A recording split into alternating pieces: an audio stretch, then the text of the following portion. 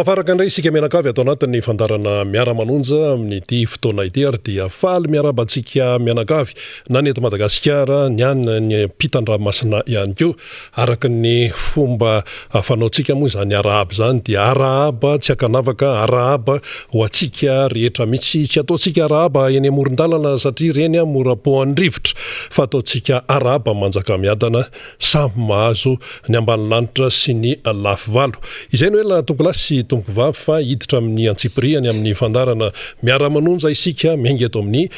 MBS ary dia azonao raisina ihany koa amin'ny alalan'ny Radio Mada FM 100.8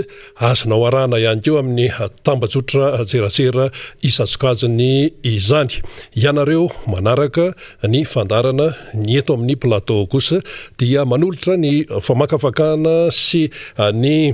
fanadiadiana maro samihafa tsy hoe famakafakana amin'ny savoan-danitra akory fa nyresahana eto dia mahakasika ny fiainantsika rehetra ihany ny fiainantsika malagasy ny fiainan'ny Madagasikara satria samy tompony ity Madagasikara ity isika rehetra ary izay amin'ny mahasamy tompon'izay dia samy sarotiny samy sary-piaro samy miandrandra ny ho avy mamirapiratra ny taranaka faramandimby.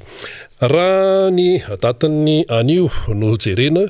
dia samy miandrara zany tsika hoe vao miposaka ny masoandro vao maraina dia mijery ny vidiny entansika manahoana ny PPN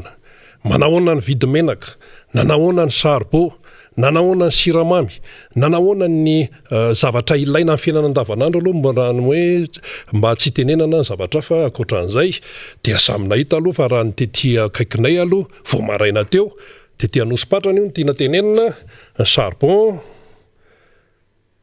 dia any amin'ny 4,300 ariary ny raikony 4,300 ariary ny raikony zany hoe any amin'ny 170,000 francs aty Anosy-Patrana io vao maraina teo io fa tsy sahatra fondro poronina eto ny siramamy 3,000 ariary ny raikilao ary ny menaka kasté dia any amin'ny 4,000 ariary na 40,000 francs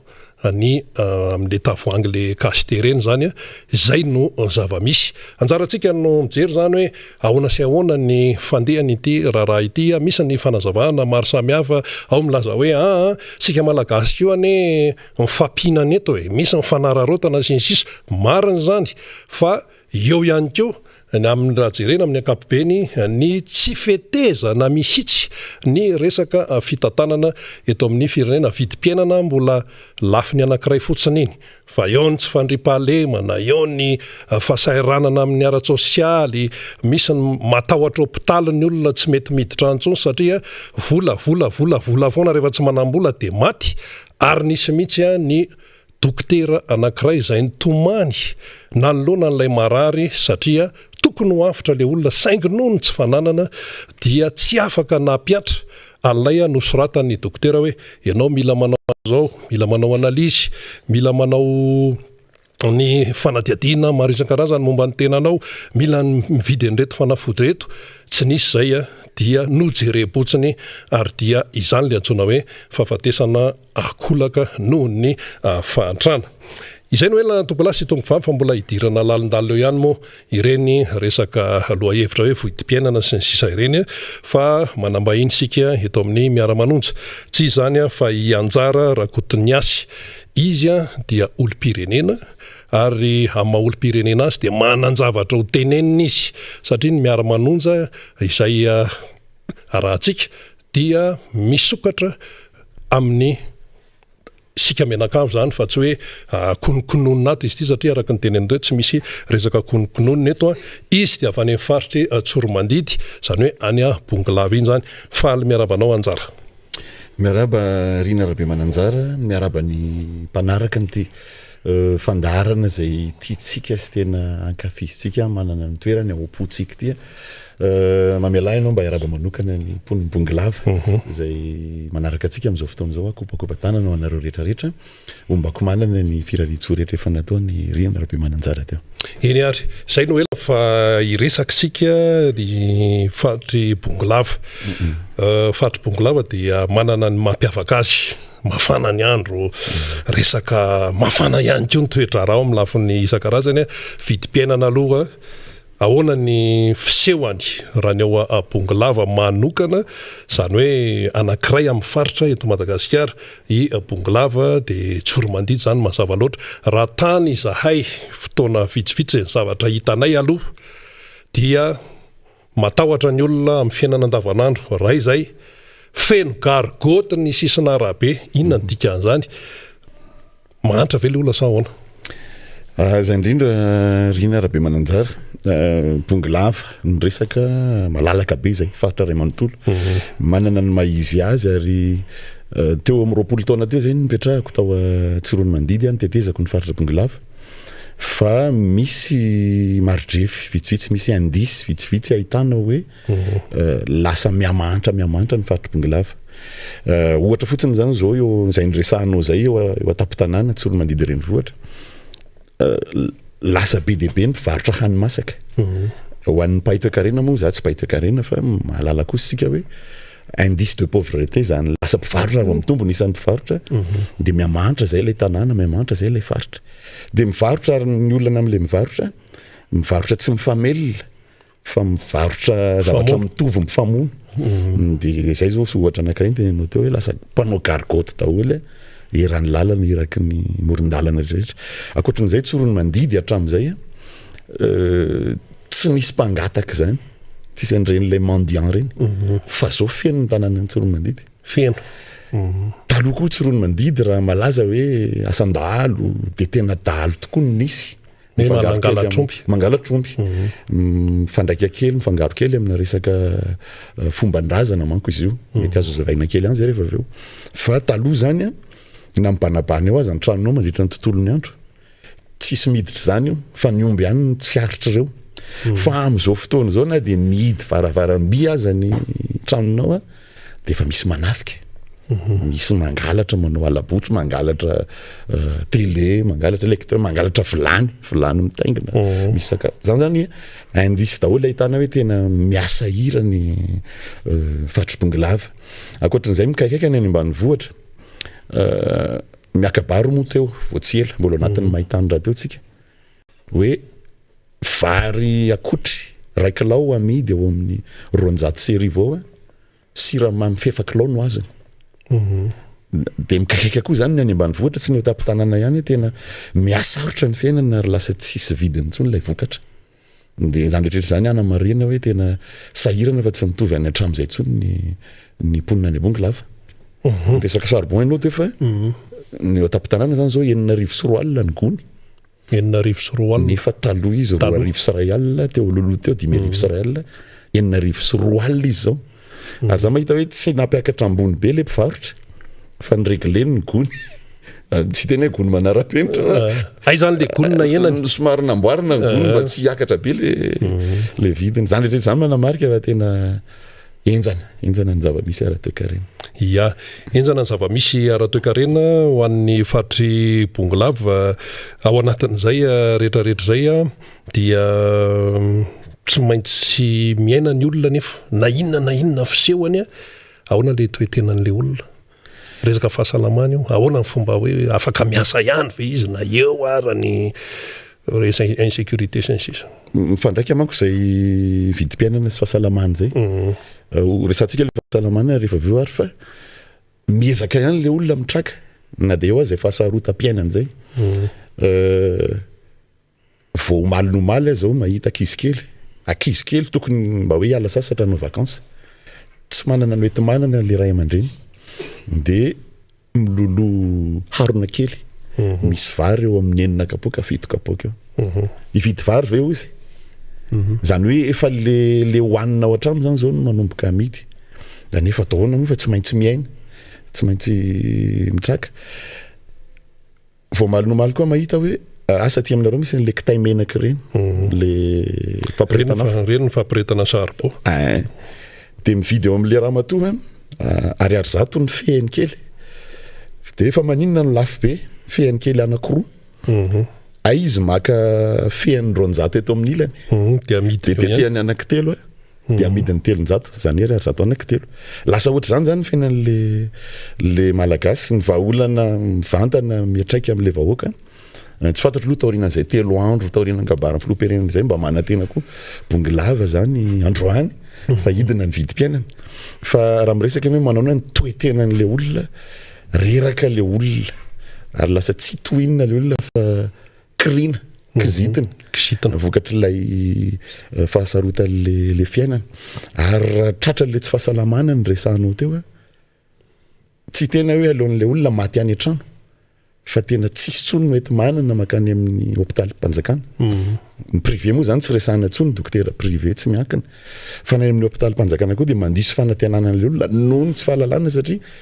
volabe ny lany zay vao mahazo fitsabony ame ohatra mihitsy raha misy marary zany hitanareo ao tokony ho any amin'ny hôpitaly na hoe nandenakany dia hoe le hoe fahadisom-panantenana inona ny zavatra mitranga ohatra zany zao naovako fanadiadiana ny olona anankiray tratrany tazomoka satria tsy afenina aloha fa mba fifalitsika koa zay ny firesadresahan'ny olona matetika amin'le fifandraisany tratrany tazomoka le olona dia atao dradradradraina ny fampahafantarana hoe maimaim-poana ny fitsaboana ny tazomoka rehefa tonga any amin'ny hôpitaly nefa izy akoatry n'ilay sarandalana laniny avy any ambanivohitra sy ny ao an-tanàna manantona ny tolom-pahasalamana misy vola be deaibe aloha dia mitaraina fa ahoana no lazaina hoe maimaim-poana nefa mandoa vola ihany rehefa mba nanadiady an'le mpitsabo dia olay mpitsabo hoe tsy manapidiny zay fa io no fandaminana avy amin'ny tompon'andraikitra miandraikitra ny fahasalamana any amin'ny faritra dia fanahoana nefa lay fanafody palu fanafody tazomoka amin'ny matazomoka azo izy lay comprimé iny gratuit iny maimaim-poana fa ny pitsopitsony miaraka amin'io tsy maintsy fidina ny fampidinana hafanana ny paracetamol ny fanampiana ny hery fiarovana ny vitamine C ny zavatra ohatr' zany fidina reny rehetrarehetra reny zany rehefa mitambatambatra mafy amin'le olona satria ny vidim-bary mitotongana le vidin'le zavatra lafo dia zay ataony hoe aleon'le olona tsy makany amin'ny tobim-pahasalamana intsony miandro fahafatesana ny dikan'izany zany ngamba ny azo ilazana azy fa dia misotro rano mafana dia miandry zay mahasoa ataon'Andriamanitra sisa zay sisa le dia ataotao zay mamoramora azy eny kanefa ny resaka fitsaboana nefa tsy izay mihitsy no tokony ho izy fa raha hoe fitsaboana manara-penitra zany no resahana dia tokony manaraka ny lamina isan-karazany fa le olona tsy manamboly izy ka inona moa no ataonao manaona ny corona ny tsoromandidy atram'izay aloha ny antotanisa dia ohatra ny taritsy rony mandidy nefa izay mahatsikaritra ary malala fa fantatry ny olona ve aloha le corona sa hoe ahoana ny fandehana fantatry ny olona tsara fa ny onona le olona ny onona hoe fa tsisy fandraisana tanana lafo satrizany ny fanafody sy ny rehetrarehetra dia mionona le olona hoe odivaratry mompere ny azavoany ihany fa tsy maintsy mitady dia hatram'izay bongilava tara ny antotanisa raha jerena amin'ireny avoakan'ny tompon'andraikitra ireny nefa ny ao an-tanàna dia mahalala fa misy ihany ny alevina eny amin'ny fahasambahiny eny amin'ny fahasapokon'olona andraindray amin'ny alina le izy mivoaka satrizany fa dia fa tsisy manantona tobim-pahasalamana tsony dia hoe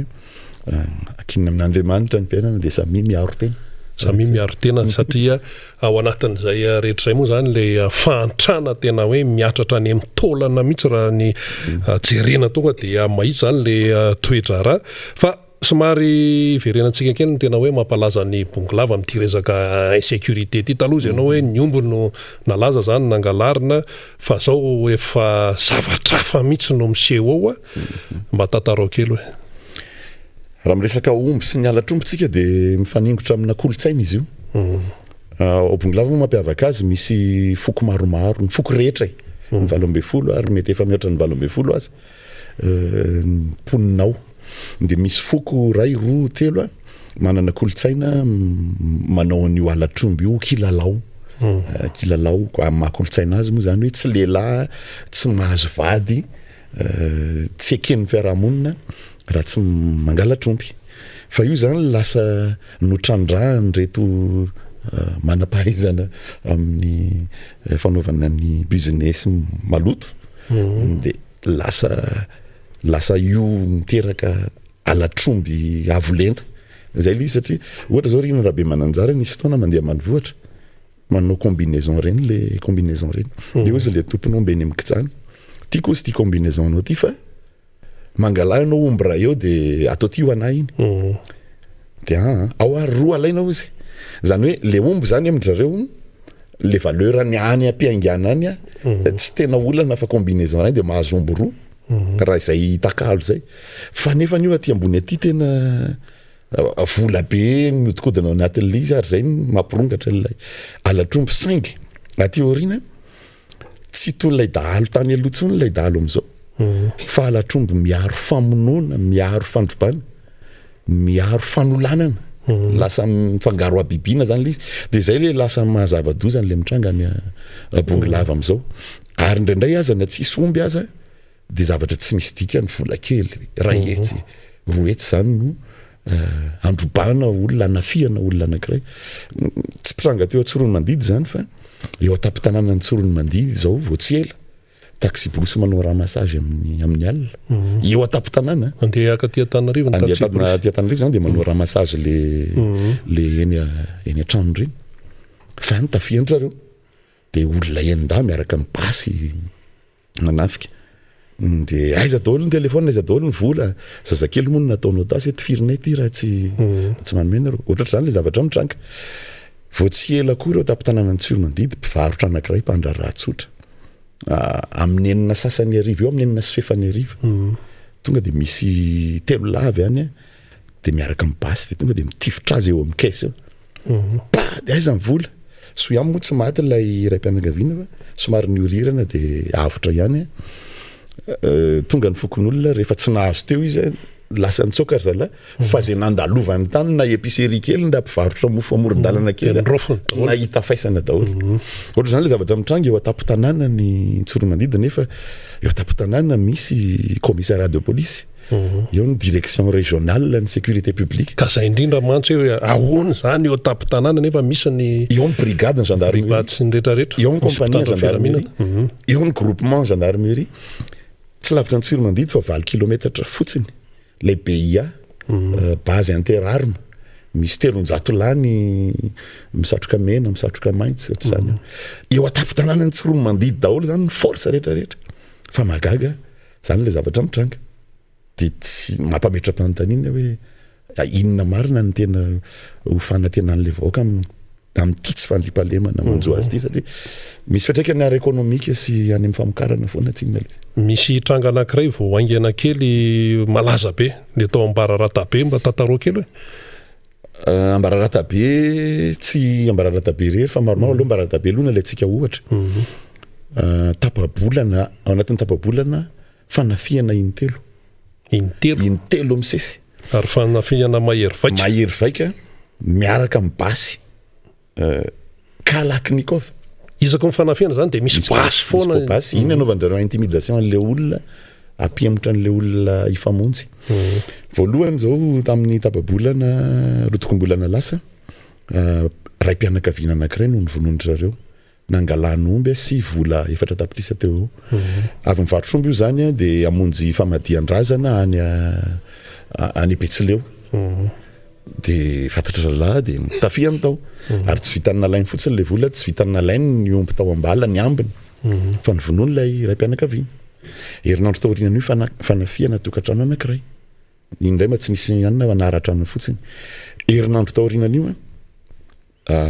vadiny chef CSB any Ambararata be zay mpandraraha tsotra mpamboly mpivarotra manao cache-point angamba mety zay hoy aho satria nindrofindrala daholo ny telefona rehetrarehetra fa tsisy vola tao an-trano io no nitafiany zalahy le dokotera chef CSB tsy teo tamin'io fa le raim-pianakaviana miaraka amin'ny zanany 4 menadany tao 10 taona ka hatramin'ny 4 taona de ao ambadiky ny hôpitaly lay rasazy mpiandry raharaha de anona misy mitabataba any de le rasazy naniraka n'le olona mpiteraka tao hoe jereo hoe fa mety misy olona mitondra marary zany mitazanina de misy gendarme Roland mitady anareo ao fait tsy gendarme le izy fa le izy mitondra le basy Kalaknikov de ny fahazahoany lay olotsotra azy hoe gendarme reo mitady reo miala tsiny loha fa voatonona le gendarme fa zay zany no perception an'le olona de tapitra zay tenin'zay mipoka ny basy papapa anepoka daholo ny olona ary ny tena olana feno ny jalany elakela trano rehetrarehetra tsy ahafahan'ny olona mifamonjy de tao amin'ny tranon'ilay vadin'ilay dokotera le chef CSB moa zany eo amason'lay zanany kely 10 taona lehilahy kely sy ny zanany raitapo aminy kapaina amiron'lay tsabo resaka rony lay famaky lava lela be reny ny atoka ny firifana ny aty amin'ny fo tena vonona tamin'ny fomba feno abibina teo nefa rehefa nanaovana fanadiadiana de hoe nga nisy problème nisy olana tamin'ny fiarahamonina io raha nga io olona tsotra be tsisy ninona fa cible mihitsy izy zany tamin'io rehefa zay zany de nandevina ny karakarana ny rehetrarehetra fakomaly folakandro amin'ny 4 mbola andro atoandro be zany miverina niakatra tao ny dahalo teo amin'io tanàna io CSB io de tratra ny gendarme ny 4 fa eo koa no mampametra-panontaniana hoe rehefa tratra ny gendarme la 4 tonga de natao poto amina fokotany anankiray tsy lavitra ny Ambararatabe lay dokotera nanana ny maty nanana fanantenana hoe ho hitany marina nefa novonoana lay tratra nametra-panontaniana hoe fa ahoana ny tsy ampandalovina fitsarana efa olomeloka sady ve no novonoana lasa misy fanontaniana be maninona tsy ataony fanadiadiana ahitana hoe avezany efa maninona zao zany zava-misy Ambararatabe ny resahana fa namasolo na maroaro na ambalanirana betsaka manodidina fatra Bonilava Ray Manontolo saika ohatra zany avokoa amin'izao fotoana zao ka raha mianao zany zao de ohatra ny miverinao an-tsaina ny film western reny le Far West reny tena lasa ohatra zany le tany a Texas tamin'ny fotoan'androny de mbola misy zavatra ohatran'izany eto Madagasikara nefa sika miteny hoe mandroso miezaka manara-penitra asa ahoana ny manara-penitra amin'izay resaka zay inona ny tena fetraka an'izay amin'ny mivantana raha zay toe-javatra tena hoe mivantana mihitsy amin'ny fiainan'ny olona tsoromandidy sy eo Bongolava anisan'ny anaty fonoteny kely aloha Rina Rabemananjara ny brigadeny gendarmerie nefa 20 metatra de 20 metatra miala CSP2 le nisin'io zavatra io acte io tena akaiky fa tsisy antana-parantezy kely fa raha miresaka an'izay na fetraikan'izay ohatra hoe za zao mpandraraha ohatra de mba te handraraha ny Tsoromandidy de mahenao zany de satria tsy maintsy mitondra vola misy fandrarana isan-karazany de zay mihitsy anahirana ao anatin'ny anisan'ny misy indicateur de développement anisan'izay ny fisian'ny fandriampahalemana zay ny sécurité physique sy bien akoatra ny sécurité financière moa zany ary zay no olana ho an'ny mpandraraha lasa mitebiteby lasa misy fiatraikany amin'ny fandrarahana le izy satria ohatra fotsiny zao amin'ny 9 de voatery tsy maintsy ajanona ny camion andeha anangom-bokatra de rapitso maraina indray vao afaka mandeha nefa raha tokony hiazakazaka zany amin'ilay fotoanan'ilay fandrarahana isin'ny transaction angakaingana de lasa tsy mandro fahalemana ny tany de aleo aloha mipetraka de lasa misy décalage misy fahatarany lay fiodina n'lay fandrarahana ohatra anankiray zany fanangona mbokatra any ambanivohitra akoatran'izay ho an'ilay mpamokatra mihitsy tsy afaka mijanona riva any Antsahatsony tsaroko tamin'ny andron'ny président Ravalomanana tamin'ny fitondran'ny président Ravalomanana na am'ray maraina aza any Antsaha tsisy maninona mandroaka omby ianao miasa de volana ny andro miasa tanimbary milam mandro fe izay ary tamin'ny andron'ny président Ravalomanana nahitana hoe ao anaty loasa anankiray misy olona mijinja vary de misy olona miasa tanimbary de misy olona manao ragiragy zany hoe saison samihafa hita ao anatina fotoana anankiray satria tena nandeha le famokarana fa amin'izao fotoana zao vao mipaika ny ariva amin'ny 4 amin'ny 3 efa mamonjy fidina ary rehefa tonga any an-trano mahandro mangazo sakafo ariva paika indray ny amin'ny 5 amin'ny de lasa makany an-tsaha indray matory fa tsy afaka mijanona ao an-tanàna satria hoavy indray ny dahalo rehefa aveo de matory any an-tsaha de tena juste hoe mahandro mangazo sy misakafo zany ny atao ao an-tanàna sisa fa de mitaitaindava ohatra ny sobakakambodiriana ohatra zany le fiainana any ny vokatr' zay amin'ny famokarana zany de io zava-misy tsisy famokarana tsisy miena ny vokatra ny fandrarahana koa miamiraikitra miamisatra de nifitraka an'izay ara ekônomika moa zany mety tsy zao de zao fa hoita eo zay rehefa aorianatrela efa hita aloha zao de zao de mitatra le izy eny ary abto ihany ny resantsika mamaraparana ndray mato anjara raha kotoniasa itsivina ihany moa izy fa olo-pirenena avy any Tsoromandry de afataratsika hoe ahoana ny fiainana faritra anankiray ato anatin'ny Madagasikara no tantarainy eto tena hoe iainana fa tsisy zavatra foronina eo amin'ny resaka fampianarana mamaraparana ny baccalauréat hiditra ny taom-pianarana vaovao efa vita ny BPC sy ny CP hiatrika an'izany ny mpianatra sy ny ray aman-dreny sy ny sekoly maro samihafa anisan'ny nitsikirana ny fitondrana tany aloha hatrany amin'ny fitondrany amiral Didier Ratsiraka tamin'ny président Ravalomanana anisan'ny nitsikirana n'ireny fitondrana ireny hoe fampidirana politika amin'ny tontolon'ny fampianarana sinsis tatoato na heno izahay amin'ny mampanao gazety satria moa no tena mpanao gazety mandehandeha sady miaino no mijery hoe ohatran'ny ahoana ty resaka politika amin'ny tontolon'ny fampianarana ity kanefa zany ny dradradradraina teo anisan'ny hoe nanosongozonana ny fitondrana tamin'ny fotoanandrony hoe antsy tokony ampidirana politika amin'ny tontolon'ny fampianarana hoaniny ao Tsoromandry sy Fatribongolava ahoana io vao mailoza satria lazako azy tohana ny foko tohana malahelo mijery an'ilay mpampianatra fram ataoko hoe kely mpampianatra fram tsotsotra te hiditra ho mpiasam-panjakana de ampanaovina n'ilay fanamiana orange fotsifotsy misy orange de misy soratra hoe mpampianatra TGV Bongolava de mpampianatra ho aho tokony neutre tokony mpanabe an'izany bahoaka fa tsy hoe ho an'ny TGV rery nandalo tao atsofoko ny fandarana nataon'ny fahitalavitra anankiray niaraka tamin'ny secrétaire national ny TGV de niteny secrétaire national io hoe tsy mbola misy baiko mihitsy avy aty amin'ny fitantanana ny TGV hoe asivo ny TGV fanabeazana fa le any toerana zany efa misy zay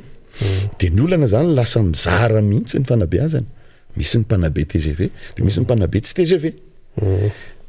de atahorana ihany koa nisy ny mpianatra TGV sy ny mpianatra tsy TGV de misy ny fram TGV sy ny fram tsy TGV inona fetraka an'izay amin'ilay tontolon'ny fampianarana ny fetraka an'izay zany zao de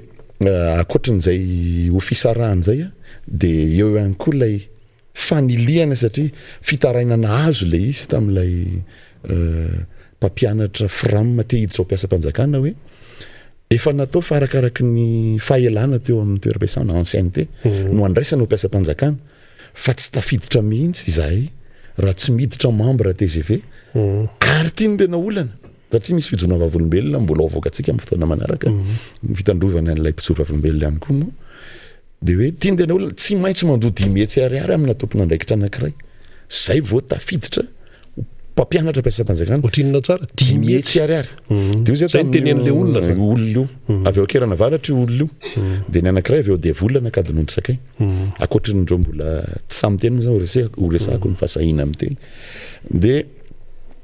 marina ve zany zavatra teneninao zany tsy nahavoaray aho izy telo hetsy ny volako de mbola miandry an'le roa hetsy izy efa nanomana efa voaloha le telo hetsy fa tsy ampy de mbola miandry an'io zany nitondrana an'le fampianarana am'izao nefa mampalahelo ny manjo an'le ankizy satria akoatry ny nafitsoky ny coronavirus zay efa bolana sa 10 volana ny nanadinana ny andihany tamin'ny herintaona de le tamin'ny roa taona moa le nisy foitina sujet de le nasina deuxième session tsy lera iny ny examen de tamin'ity indray zany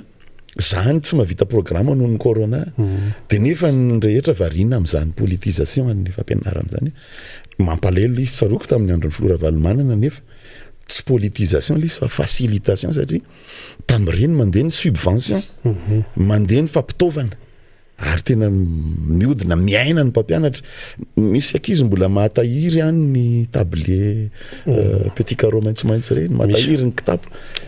zao misy mahazo misy tsy mahazo amin'ity ilay miloko volomboasary teny sisiny mampalahelo mijery an'le ankizy hoe fa maninona reo tsy manao tablety tsy tao anaty lista hono fa diso le lista dia ankizy samy eo amin'ny EPP tsy mitovy akoatran'izay le 0 ariary ny tenena iny raha rotiko kely misy fiatraikany be satria ireto mpampianatra fram reto mahatsapa fa raha vao 0 ariary dia tsy hoaraka le fampitaovana na lakirena taratasina avy eo afaka telo volana hoe mandoa indray zay tsy naloha na le fanody ohatra anankiray zao tao amin'ny fokontany Betaikomby ny maro tampona any zany akizy efa ho efapolo na apodina amin'ny EPP manino lisany nody tsy nalohan'le frais généraux sy le droit sy ihany fa hono ngago efa hoe tsy mandoa indray hony dia mampalahelo le akizy kely misy mahaloha dia misy tsy mahaloha dia misy fiatraikany ara-moraly amin'ny akizy kely zany le zavatra mitranga zany eny ary teny farany ary amtina ny anjara rakoton'ny asany zay rehetra zay anahoana ny hoavin'ny Bongolava sy Tsormandidy sy afatra ihany ko ho an'ny tompon'andraikitra ho an'ny olona no avy aloha araka ny teny président Ravalomanana hoe raha mbola isy koa ny farany tsy foana ny fanantenantsika misy fanantenana fa conditionnel raha toaka tafaverina amin'ny toerany fitondrana tiako i Madagasikara zay manko hidirako amin'ny redynamisation an'ny antoko zay raha rotiko kely ihany fa manantanteraka ny baiko ny filompanorona ny time misika dia ny hoe taona ny fahasahina ny taona 2024 ary mbola namafisy zay teo Behoririka tamin'ny Fakomaly hoe sahi milazany marina mijoroa milazany marina dia fotoana zany eo anatin'ny redynamisation anamafisy atsika orona n'ilay antokontsika azahoana mamerina indray zany fampandrosoana efa nisy tena efa nandengy Bongolava zany hatramin'izay ary maro zareo mpitondra ao amin'izao fotoana ao amin'ny fitondrana aza miaiky volana mihitsy fa mafy ilay team any Bongolava 85 moa filazany azy 85% tiako Madagasikara 15 ry zareo fa ny olana nefa vokatry ny tsy fisina olom-boafidy avy amin'tiako Madagasikara any zay nampandringa ny antokontsika tany dia tsy tena mipaka zay fampandrosoana zay fa lasa gaboraraka ny fiainan'le faritra dia eo namafisako an'le hoe entanina ny mpikatroka rehetrarehetra anamafy an'ilay redynamisation famanona ny fiche d'adhésion satria amin'ny alalan'iny sy ny karatra no azahoantsika manavaon-drafitra mametraka indray an'ireo olom-boafidy amin'ny hoavy amin'ny fifidianana rehetrarehetra aoriana kely tsy sitratsiaritra fotsiny ilazako fa raha natao ilay classement ny fifidianana filoham-pirenena sambava ny voalohany fidy ny filoha amin'izao fotoana dia Bongolava ny farany indrindra amin'ny faritra rehetra ny fidy an'io fitondrana io zany hoe ratsingoloka le tableau dia Bongolava ny voalohany fidy amin'ny président Ravalomanana ary sambava ny farany midika zay hoe tiany président Ravalomanana Bongolava tiako Madagasikara Bongolava fa misy mandringa ao mampatonga hoe tsy manana député ny mba tsy manana ben'ny tanàna tsy manana conseiller zay no ho avozana anatin'ny redynamisation ka miantso ny herivela rehetra mpikatroka amin'ny antoko fa tsy azo jerepotsiny zany zavatra mitranga ny faritra misy atsika zany fa mila arenina ary mila averina ny fampandrosoana tena izy eny ary dia isorana ianjara rakoton'ny azy zay amponina any amin'ny faritry Tsormandidy any Bongolava iny nitondra an'izay famelabelarana sy fanazavahan'izay ny amin'ny zava-misy any ary amafisina ihany hoe sationany amin'ny zava-misy eto Madagasikara ny nambarany teo amin'toy ihany ny fandarana miara-manonja eto amin'ny plateau zany mingy eto Anosipatrana eto amin'ny MBS mbola misy indray ny vahiny manaraka eo ary izay moa no mahatsy mialonjafy ny miara-manonja satria ianareo ihany koa no tena tompontsehatra amin'ity raharaha ity ny vahintsika manaraka dia Rangodinarson Roger Guillaume fantatra maro hoe Ragy raha vao miteny hoe Ragy dia mpanao politika izy ary tsy vitany hoe mpanao politika fa tena vavolombelon'ny tantara tokoa izy hatrany amin'ny taona 1.7 2.7 événement 2002 événement 2009 zao tsika 2021 mbola io izy ary dia ho raisitsika izy rehefa aveo fa tsara ihany koa aloha no manamafy hatrany hatrany fa mbola ho avy eo ihany koa ny député Mamy Rapenirina izay hitondra famelabelarana ihany koa satria maromaro ny vaovao nafana tato anatin'ny 4 ora. Mirabanao Ragi izay mpanao politika vavolombelon'ny tantara tonga eto amin'ny miara-manonja. Faly miarabanao Rina Rabemananjara ary sy ny teknisianina rehetra ato amin'ny télé MBS sy ny radio 95.4. Ny vahoaka malagasy rehetra izay manaraka an'izao fandaran'izao na ny toerana na ny ivelany koa dia ankafaliana no andraisako anjara eto anio maraina. Ia, resaka politika sika, resaka raharaham-pirenena sika, fa vao mahitanao araka ny tenenina teo dia hoe vavolombelon ny tantara ianao zany tonga dia omenanao avy hatrany raha ny sehatra manoloana zao ianao vavolombelona izay ahoana ny ainanao azy ka hatramin'izao mba hahafahan'ny tanora sy ny taranaka teoriana mamisavisa hoe ay ve ohatran'izany dia ahoana ny mpanjinanay no avinay. Marina mihitsy zany tany Rina Rabemananjara safady. Ny tantara zany dia mipetraka ary lofan'ny taranaka mandimby indrindra ny tanora amin'izao fotoan'izao mba tsara ihany mba ampifantarina an'izy ireny hoe inona marina ny tena niseho teto amin'ity fireneny ity nanomboka tany amin'ny taona 170 izay mba nahatsiarovany tena ny tantaram-pirenena fa maro dia maro izy ireo fa zavatra daty anankitelo ihany na taona anankitelo ihany tena tiako tsindriana. Ny voalohany tamin'ny taona 270 firy taona ianao tamin'io ohatra tany amin'ny 5 taona tany mbola atao tsara tena amin'ny fahatandroana mihitsy. Eny ary ny zavatra nisy dia tsotra ny ainga avy ao amin'ny école de médecine tamin'izany mbola tao be falatanana ny école de médecine tao zany no netombo ny disadisa dia nitatra le izy dia niparitaka sy niakatra tany amin'ny ambaratonga ambony teny Akatso ary teo no natonga ny mialatsina raha no nanarana maître Uli Razafinjatovo na Olala izy ny fahafantarany be somara satria natonga azy hoe olala isaky ny teny izy tarika ny tolona teny amin'ny terrain Akatso dia olala zay le izy zay le fiteniny zay dia lasa anarana fiteny le izy dia lasa anaram-bositra zany na fiantsoana anazy hatramin'izao dia nitatra le tolona tamin'ny 72 satria ny antony voasambotra mpianatra ny 12 Mey zay na 12 Mey 1770 teny Akatso tamin'izany zany tsy nitafika malagasy tsy ny gendarmerie fa ny force républicaine de sécurité na ny FRS ny filazasy ireo zany no sambotra mpianatra teny Akatso nalefa tany Rivomamy dia nalefa tany Nosilava. Ny antony moa tsy nalasa tany raharaham-pianakaviana fa tokony lasa tany ianao zay tsy nalasa tany satria tompon'andraikitra koa tamin'ny ohatran'izao ataoko zao tamin'izany mbola hoe service d'ordre ny filazasy dia zay tsy nalasa satria nisy raharaham-pianakaviana tamin'izay fotoan'izay fa ny sabotsy maraina rehefa voasambotra ny mpianatra tezitra ny vahoaka malagasy rehetra satria le tolona teny Akatso tamin'izay tsy voafaritra rery hoe ny mpianatra teny Akatso efa nanomboka niakatra teny ny solotena ny mpianatra ny lycée ny CEG ny tao hoe solotena ny mpiasa sy ny ray amin'ireny ny mpianatra dia mipoka leziny tamin'ny sabotsy 1770 dia lasa mpianatra voasambotra dia nitaky amin'izay mpianatra tamin'izany ry Stanislas Rakotondrina sy Jean-Jacques Rakotondrina nitondra ny tanàna Antananarivo reny vohitra tamin'izany ndray lehibe amin'ny faritany ndray maire tamin'izany fotoana izany dia avy eo nefany rehefa tonga amin'izay ny sabotsy maraina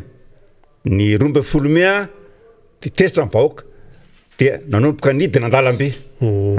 rehefa nidina an-dalambe le olona dia tonga ny sabotsy maraina ary mbola tadidiko hatramin'izao sabotsy maraina 13 Mey 1972 iainga ny rallia de Madagasikara teo amin'ny anoloan'ny lapan'ny tanàna teo amin'ny podium tamin'ny folo tany ny rallia ny ala dia kanjo ny olona vahoaka amin'ny enina maraina dia efa nilatsaka teo amin'ny 13 Mey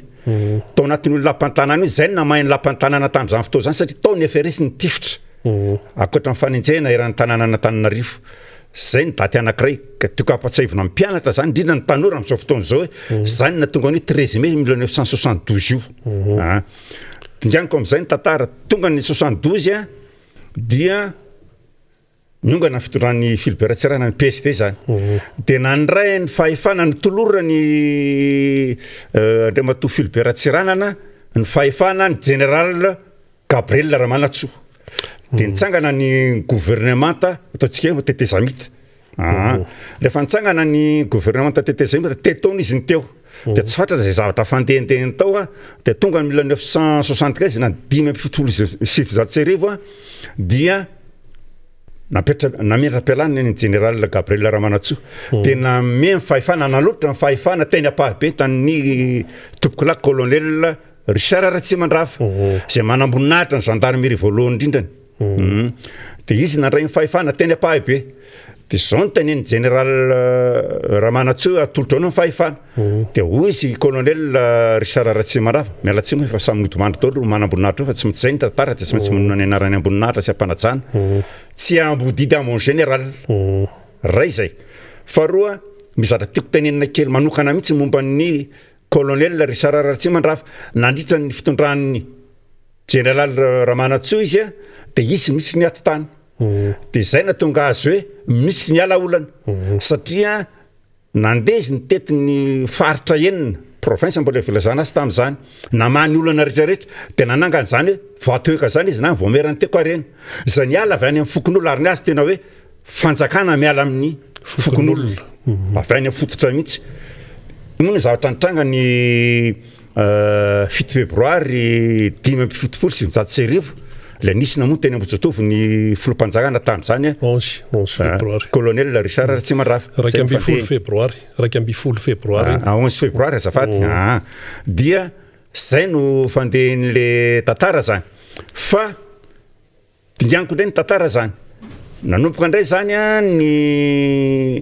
fitondran'ny Gabriel Ramanatsoa dia seho ny tantara dia nisy ny famonoana ny colonel Ratsimandrava dia nitsangana ny directeur militaire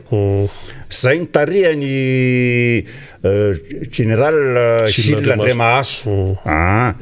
dia tao amin'ny Tisia Mbota zany ny foibe ny directeur militaire tamin'izay dia reo nitondra ny firenena aloha karazana tetezamita kely tsy dia lava be le sasa tao ke tao amin'ny bolana tonga amban'izay raha tsy disy mitadiko dia nanangana an'izay ny directeur militaire ary nanendry hoe anangana ny fitondrana dia nanendry ny capitaine de corvette tamin'izany ny lazana ny grade ny Didier Ratsiraka dia izy nitendrena aloha hitantana ny firenena fa mbola tao ihany le directoire dia iny amin'izay zany nanomana ny fifidianana dia tonga ny fifidianana moa tamin'ny fotoana izay nanaovana an'ilay izy dia iny capitaine de corvette Didier Ratsiraka nitondra ny Madagasikara dia nitsangana ny RNDM ny République démocratique Madagasikara RDM République démocratique Madagasikara sy ny boky mena ny fitorana tamin'izany fotoana zany dia teniteny dia tranga monina raha événement ny ataontsika hoe zavatra nitranga tamin'ny fotoana zay nampisavorivorin'ny vahoaka teto Madagasikara satria efa tsy netsony zany ny zavatra nisy tamin'ny fitondran'ny ataontsika amiral Ratsiraka tamin'izay fotoana zany dia tonga ny mouvement 91 ny Hervé Rasalama rehefa nandeha ny Hervé Rasalama zay nitarihan'ny professeur Zafy Albert sy pasteur Richard Andriamanjato dia reny zavatra nitranga dia niova ny fitantanana dia nitsangana ny république fahatelo dia reny zavatra nisy tonga ny taona 7 dia niovandray ny tantaram-pirenena niverina tetindray ny amiral Ratsiraka dia nandray ny fahefana dia nitranga amin'izay teo izy telo taona latsaka teo am'izay na telo taona mahery kely dia reny ny zavatra nisy tonga ny fifidianana tamin'ny fotoana tavaverina teo amin'ny fitondrana izy dia ina ny zavatra nisy rehefa zavatra nisy zany dia nisy ny ataontsika hoe ny conjoncture nisy na zavatra nisy dia ny olana tamin'ny resaka fifidianana tamin'ny fotoan'androny dia avy eo lany filoham-pirenena moa zany ny président Marc Ravalomanana rehefa nitondra ny firenena ny président Marc Ravalomanana dia nanarina ny firenena ary nety dia nety ny fitantanana ny firenena hatramin'ny taona zay nanaovana setrasetra tamin'ny 7 rehefa tonga ny taona 7 de tonga fanokanam-panjakana zany zavatra nisy za zany tsara za fantatry ny tanora sy ny ankizy teoriana ny olona ny ankizy teraka tamin'ny taona 7 zany de fa tanora izy am'izao fotoana zao dia mafatapatatra izy ny tantara nefa misy zavatra tsy fatany de tonga ny taona 7 de reny zavatra nisy de nandeha ny tolona nanoerana ny fanokanam-panjakana nanomboka tamin'ny taona 7 sy ny sisa sy ny daty sy ny taona rehetrarehetra nanaraka tonga am'izay ny taona 13 satria ny teteza mitatra tamin'izany de natratra navita mandaray ny filopirenena anankiray mihitsy tamin'ny fotoanandrony de tonga ny taona 13 dia nisy fifidianana de ny faninana tamin'izay moa zava ho azy zany fa ny tatsika hoe ny HVM ny lazana zany ny Andriamatoa Hery Rajaonarimampianina de ny taty amin'ny klafiny misy ny président Ravalomanana moa zany dia Jean-Louis Robinson de reo moa zavatra nisy fa nisy tsy nahazo ny latsaka tamin'iny nisy tsy nahazo ny latsaka fa nandeha le fifidianana de nisy filoham-pirenena amin'izay de rehefa nandeha le fifidianana de reny zavatra nitranga dia lany moa zany ny HVM de nandeha ny fifidianana tamin'ny 7 zao ny tena idirako lalina sy ataoko foy nefa ny ataoko mazava tsara zany fa nilatsaka ny filoha Marc Ravalomanana tamin'ny taona 7 rehefa nilatsaka ny président Marc Ravalomanana de efa samy nanantena vahoaka malagasy no nitanjaky ny sy mbola fitiavan'olona ny président Marc Ravalomanana de izy zany no nantaneny vahoaka fa ho lany ny zavatra nisy nefa rahantsika malala tsy verenako tsy prientsony fa tao ny osoka sy ny doublon sy ny karazany rehetrarehetra de moa ny zavatra nisy fa eto ny teny toko apetraka maranako an'le tantara pirenena zany tena nanana fandeferana ary nanana fitiavana ny vahoaka malagasy sy ny firenena président Marc Ravalomanana ny fahatongavany teny amin'ny HCC nanatrika ny valim-pifidianana ofisialy ny fidonana faharoa nandray tanana ny filoha ankehitriny izy na de fatana ary ny zavatra nisy na de fantatra ny vahoaka malagasy ary ny zavatra nitranga tena miendry-piderana mihitsy zany zany ray aman-dreny filoham-pirenena teo aloha zany Marc Ravalomanana ary tokony alay tahaka ho an'izay rehetrarehetra mandimby sy miatrika ny fifidianana zay manaraka rehetrarehetra eo zay zany zavatra misy de tiako tenenina zany hoe tsy namaly ratsy président Marc Ravalomanana fa ilay filoham-pirenena am'izao fotoana zao ndray zay lany tamin'ny tsy ara-dalàna tena petraka mihitsy tsy ara-dalàna no setrasetra amin'ny président Marc Ravalomanana setrasetra tamin'ny orinasa zay natsangany misetrasetra amin'ny zavatra rehetrarehetra zay manodididina ny président Marc Ravalomanana ankehitriny amiko zany tena zavatra tsy mendrika mihitsy zany zavatra tiotra zany ary ny olona manao an'izany de tsy tokony tsy mendrika mihitsy atao hoe chef d'état fa tokony tsangana hoe ray aman-dreniny malagasy ianao ray aman-dreniny firenena tsy mijery mihitsy hoe reto niaraka tamiko reto nanao anahy fa any malagasy ianao de olona ray aman-dreny efa chef d'état de setrasetrana ohatran'izany amiko tsy mendrika mihitsy zany amin'ny mahasotoavana malagasy raha maray aman-dreny zanaka fotsiny ary zay ngapa momba an'izay Rina Rabemananjara ka ilay tantara-pirenena moa ny tantarainao hatrany amin'ny 72 91 2002 dia 2009 dia tonga amin'izao zany tsika ka nahoana ny fiainana tsy maintsy mandeha foana ny malagasy tsy maintsy miatrika an'ilay fiainana foana ianao zany zao nandian'izay vanim-potoana lava be izay de mbola hiatrika ny hoavy zany ahoana fahitanao ny hoavintsika ary raha zao fipetrana zao le izy amaliko anao sy anazavako an'le izy ny hevitro monsieur Rina Rabemananjara zavatra telo no teneniko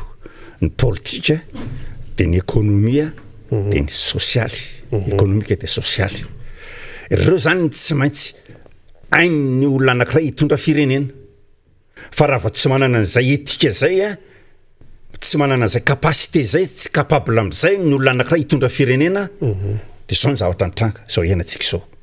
satria na ny antony tsy afaka misaraka reo ny mpitondra anankiray zany a dia tsy maintsy manana ny politika mazava tsara tsy politika politisiany io resahako io fa ny tetikady a sy ny vina akaiky atony sy lavitra hitondrana ny fiainam-pirenena politika mamelona zay mihitsy ny tena izy zay tenenao zay ka noho izany a rehefa tsy ao anatin'izay cadre zay ny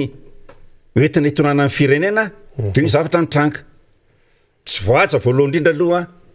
sy toavana mamalagasy ny faharoa tsy voaja ny etika ny demokrasia eto Madagasikara ny fahatelo a tsy mandeha any amin'izay laoniny mihitsy ny fiainam-bahoaka satria izay fanapaka-hevitra raisinao a dia miova androany miova rapitso zavatra hafa indray ny teneninao hoe be da be zatra ny teneniny fitondrana amin'izao fotoana izao efa fantatritsika fa tsy averika eo intsony dia lasa mifangaro ny koso ny vorona tsy mandeha amin'izay laoniny ary voaja ve ny lalam-pandrenana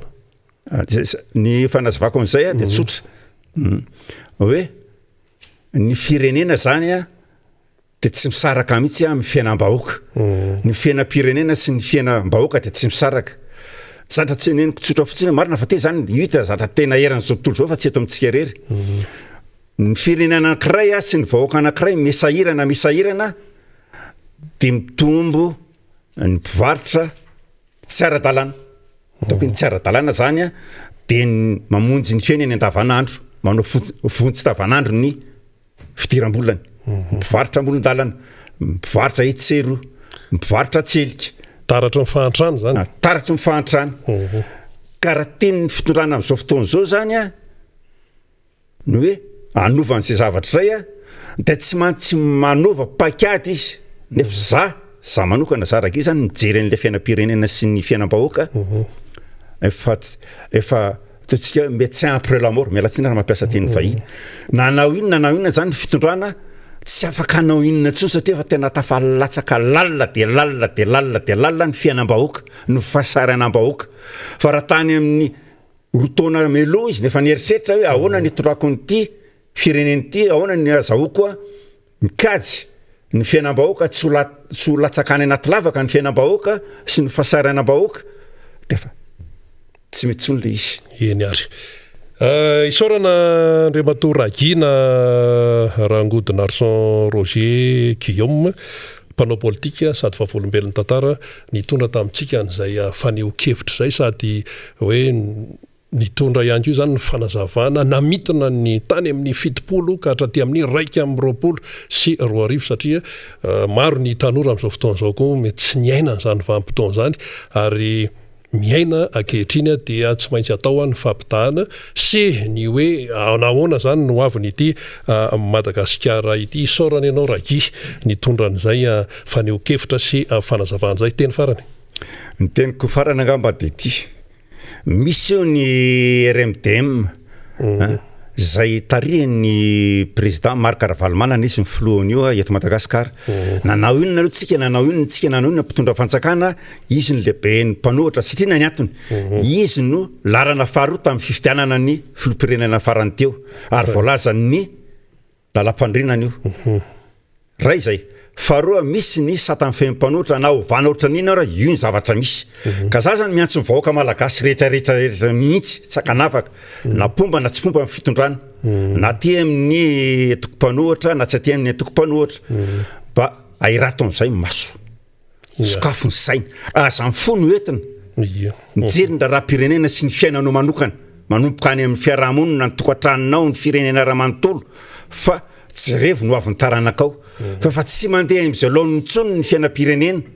aza jerevana tavan'olona io aza jerevana firek-hevitra politika io natsangan'olona fa mieritrerety ianao fa raha zao mitohy dia tsy hatatra fa tsika tsony tsy tsika tsony larana farany na lohan'ny farany mantsy fa tsika no farany gisitra eo amin'ny firenena rehetra eto ambonin'ny tany indrindra ty amin'ny faritra Afrika mitana ny larana fahantrana saotra tompoko Ya dia isorany raki ny tonan'izay fanazavana izay mitoy hatrany ny fandarantsika eto amin'ny miara-manonja ary dia hitreto ny namana faniry anoya ny famakafakana ihany koa sady andray ny vahiny manaraka vahiny tompotrano ihany koa satria efa paketo matetika ny solombavamboaka ny Madagasikara voafita tamin'ny alalan'ny Tika Madagasikara teny amin'ny distrikany Ambohidratrimo mamy arabenirina maromaro ny loha hevitra ho resahany eo fa dia manasanao hatrany anaraka ny miara-manonja efa etokely akaiko eto i faniry miarabanao fa iniry etondray arany raraha iny ary de misaotra Rina Rabe Mananjara nitazona izay antenne zay tao anatin'ny orairay satria dia nandray vahiny moa zany tsika zay le fiaraha-manonja fiarahantsika mientana fiarahana mampita ny zava-misy eny amin'ny fiarahamonina rehetra eny ny fandraisana ireo vahiny amin'ny sokajy rehetrarehetra zay misy ireny vahiny ireny marobe ho zay ianareo no milahatra ao zay mangetaeta ny haneo hevitra eto amin'ny miara-manonja de misy moa ny fandaminatsika Rina Rabe Mananjara ahafahana zany mandray ireny vahiny avy amin'ny lafy valonosy ianareo no miakatra amin'ny fandarana miara-manonja miteny milaza ary mampafantatra amin'ny vahoaka malagasy ny zava-misy any amin'ny sehatra rehetra zay misy atsika any ety am-piandohana aloha zany dia veriko ihany ny fiarabana zay efa nentin'ny namana Rina Rabe Mananjara tamintsika rehetra teo zany indrindrandrindra reo any faritra samihafa zay mandray ity miara-manonja ity averiko etona zany fa raisitsika amin'ny fahitalavitra ny USF canal 41 amin'ny alalan'ny 631.25 MHz ny MBS télé de eo ihany koa ny canal 45 zay 663.25 MHz izany ho an'ny onjapeo dia ny FM 95.4 no andraisantsika izany fa ho any amin'ny district sy ny toerana samihafa miparitaka manerana Madagasikara dia marobe reo mandray izany ny MBS amin'ny alalan'izao fandarantsika miara-manonja izao ihany koa miparitaka zao resaka zay ataontsika izao tahaka ny any Tsiromandidy izay ny vahiny anany namana Anjara teo ny any Antsirabe Fianaratso Manakara Toamasina Ambatondrazaka Ambanja Nosy-Belleville Sambava Antsiranana Antsohy Mahajanga Morondava Toliary mandray ny MBS avokoa zany toerana no tenentsika teo izany mba hafahana mampita ny vaovao sy ny zava-misy noho izany dia anaovana kokoa anareo rehetra any amin'izany faritra rehetra izany ny faritra tsy voatonona teo de miezaka ny mandray ny fandarantsika amin'ny alalan'ny tambajotra sosialy na ny FB zany amin'ny alalan'ny page Facebook ny MBS radio 95.4 ho an'ny faritra manodidina Antananarivo sy manodidina rehetra ihany koa lavidavitra de mbola mahazotsika amin'ny alalan'ny Radio Mada ny FM 100.8 zany ary ny YouTube dia mbola azotsika manaraka amin'ny vatana ihany koa zany na manaraka amin'izay fomba rehetra na rahantsika ny fandarana miara-manonja ianareo namana malagasy praira mpiaramonina dia mandray izany ihany koa any ivelana any ary mahazo ny fakahirezana avy amintsika ny miara-manonja dia isorana bevata zany rehetrarehetra zaraitsika izany zay zany no ataontsika hoe fanazavana zay tena mba tsara ho fantatra hatrany amin'ny fandraisantsika ity fandarana ty satria dia miondana izany tsika rehetra ary mandray an'izany any amin'ny sehatra rehetra zay misy atsika rehetra any de verina fa tsara ampitsahivina zany satria misy amoa zany no mbola manontany ny amin'ny fomba zay azonazy ny faritra sasany fotsiny indrandray misy ny fanamboarana kely sy ny fandaminana ara-teknika fa avy eo de miezaka ny teknisianina atsika mandefa ireny oronam-peo amin'ity fandarantsika ity zay no lava fa raha ny vaovao tao anatin'ny 420 ora satria raha vao matory kely fotsiny tsika de mifo maraina de misy foana zany ny tranga-baovao fa omaly moa zany tsika vo niala teto anivon'ny fandarana de fa niandriandriny hoe inona ny avoakany filakevitry ministre satria rehefa alarobia de fatatsika fa misy ny conseil des ministres zay tanterahany eo anivony fitondram-panjakana ny talata ny conseil du gouvernement fa tsy niandry ela zany omiala riva ny totona vaovao dia misy zany le hoe fampetona zay mihitsy no teny zay voasoratra tao anatin'ilay communiqué ny conseil des ministres communiqué ny teo anivony fiadinany république mialatsy indrindra de hoe tapitra fitoampiasany reo ministra mpikambana eo anivony zany gouvernement izany zany hoe mbola niaritsika conseil des ministres tsara ireo ministre reo zay nahafahana naka fanapahan-kevitra satria rehefa nijerevana ilay tatitry ny filakevitry ministra de mbola nisy fandraisana fanapahan-kevitra mahakasika na ministera eo anivony fambolena sy ny fiompiana sy ny jono eo anivony gendarmerie seg zany na ny secrétaire d'état la gendarmerie ny fanapahan-kevitra fanondrotana grady ary misy lanonana am'zany moa am'izao fotoana zao fa rehefa vitsy zay dia ny sorana zay manko ny tokony izy ary amin'ny fomba ara-diplomatika sy amin'ny fomba fifanajana amina androm-panjakana de hoe tokony isy ny fisaorana zany hoe mbola niatrika filakevitry ministre reo mpikambana teo anivony gouvernement niaraka tamin'ny filoham-pirenena ka tamin'ny prime ministre fa rehefa vitsy zay de nisaorana izy ireo ny communiqué moa zany avy any amin'ny fiadinan'ny république de hitantsika tsara mikasika ny am'le hoe tapitra ny feptom-piasany ireo ministra mpikambana eo anivony gouvernement de izany rehetra izany no mifandraika am'ilay kabary nataon'ny filoham-pirenena ny amin'ny hoe tsy maintsy mahita vahaolana ao anatin'ny 3 andro itompona ndraiky mpanjakana manoloana izao fahasarana vaoaka malagasy izay eo am'ireo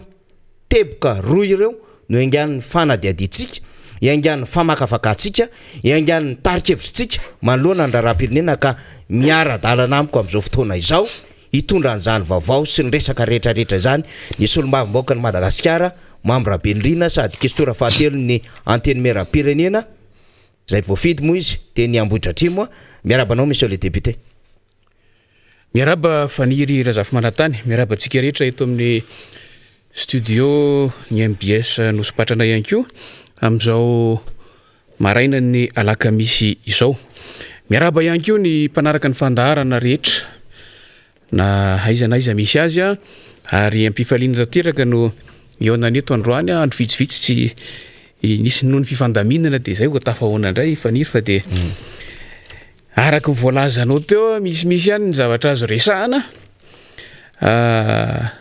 asa tombokontsika amin'ilay farany indrindra sa ny tena nahavariana ny Besimbarima manko Andry Matoa député zany de lay fandrafetana lay communiqué ny présidence aloha zany rehefa mitatana raha-panjakana rehefa mitondra firenena dia misy lanjany daholy ny hendriky ny lalàna ho raisina na noty io na arrêté io zany hoe didim-pitondrana na décret io didim-panjakana na ordonnance io ohatra diditsy volana na lalàna io na lalàna fehizoro io na lalam-panorenana io na lalàna tsotra misy dikany daholy na ihany ko io ny fifanarahana iraisam-pirenena tsy mahazo manoranora-poana zany ka raha mijery lafin-javatra ohatran'izao tsika Andry Matoa Solombavom-baoaka Mambo Rabelindrina ny amin'ny hoe nitotona tanoany amin'ny 900 tanoany na ny oatra lay fanambarana teo anivon'ny présidence de hoe tapitra ny feptom-piasany ireo ministra mpikambana amin'ny gouvernement rehefa fandinga zany ny filoham-pirenena sy ny prime ministre de eo zany ny avian'le adevitra hoe sambany teo anivon'ny tantarany firenena no nahafantarana fa misy feptom-piasana ny mpikambana eo anivon'ny gouvernement indrindrandrindra ireo ministra mpikambana eo anivon'ny gouvernement zay zany ny aviany zao adevitra zao ny amin'ny hoe raha mifahafantarana azy manko monsieur le député de hoe ny filoham-pirenena ny antenimeran-doolona ny antenimeram-pirenena zany hoe Solombavom-baoaka ny mpikambana eo anivon'ny ACC ny mpikambana eo anivon'ny CENI sy ireo androm-panjakana kely samihafa no manana zay fempitompiasany zay fa etsika dia gaga ihany ny amin'ilay communiqué zay nivoaka eo amin'ny lafiny endriny zany no adevitra engatsika député Mamindra-Bendriny. Samy nahita tokoa tsika maly ariva za manokana teo ampikirakirana vaovao farany teo ampijerena ny vaovao farany efa maizimaizina ihany no nipoitra tampoka ilay fanambarana izay navoaka ny fiadidinan'ny Repoblika. Somary ny salasala kely ihany fanirina nahita le izy satria tamin'ny tambajotra tserasera moa no nahitana azy de somary ny sarasara kely ihany hoe tony ve le lazain'ny ankizy hoe fako sa ahoana satria le compte satria hoe nivoaka le niaviny le izy mihitsy zany fanambarana le izy fandravana ataontsika hoe fampitsarana mampikambana amin'ny gouvernement amin'ny asany lazain'le fanambarana tsy misy sonia tsy misy ninninina amin'ny tetin'ny fiadidinan'ny Repoblika fotsiny. Ataontsika hoe mety ho zay le fomba fiasany fa le metraka le adievitra veto raha jerentsika ny fenitra sy ny fomba fiasa amin'ny ankapobeny araka ny tany sainao teo didim-panjakana no nanendry mikambana amin'ny gouvernement raha ny voalazan'ny lalam-panorenana sy ny lalàna isa-tsokajiny ny filohan'ny Repoblika no manendry rehefa mandray sosikevitra avy amin'ny prime ministre izy amin'ny fananganana ny gouvernement ity ataontsika anaty farango sosona hoe fandravana gouvernement ity na de tsy tena fandravana gouvernement ary izy rehefa tena dinihana dia miavaka araka ny voalazanao teo satria tsy mbola nisy hoe endrika salam'izao hoe natsahatra niaraka ny mpikambana ao anaty gouvernement dia natao niavaka tery mihitsy ny prime ministre niarana nanapa-kevitra tamin'ny filoham-pirenena tamin'ny fampitsarana an'ilay izy tsy maninona raha zay ny fomba nitondrany azy fa na izany na tsy zany ary mahalasa saina ihany hoe fa dia ahoana inona loatra no tsy anarahana ny fenitra fomba fitenin'ny fitondram-panjakana amin'izao fotoana izao le manara-penitra ny amin'ny fanaovana ny fandraisana ny tofanam-pahan-kevitra lehibe de lehibe amin'ny fiainam-pirenena itony satria fatatsika fa hatramin'izay ny tompona andraikitra na anivon'ny fiadidinan'ny Repoblika no mamaky ny fanapahan-kevitra zay manana endrika didim-pitondrana na indraindray koa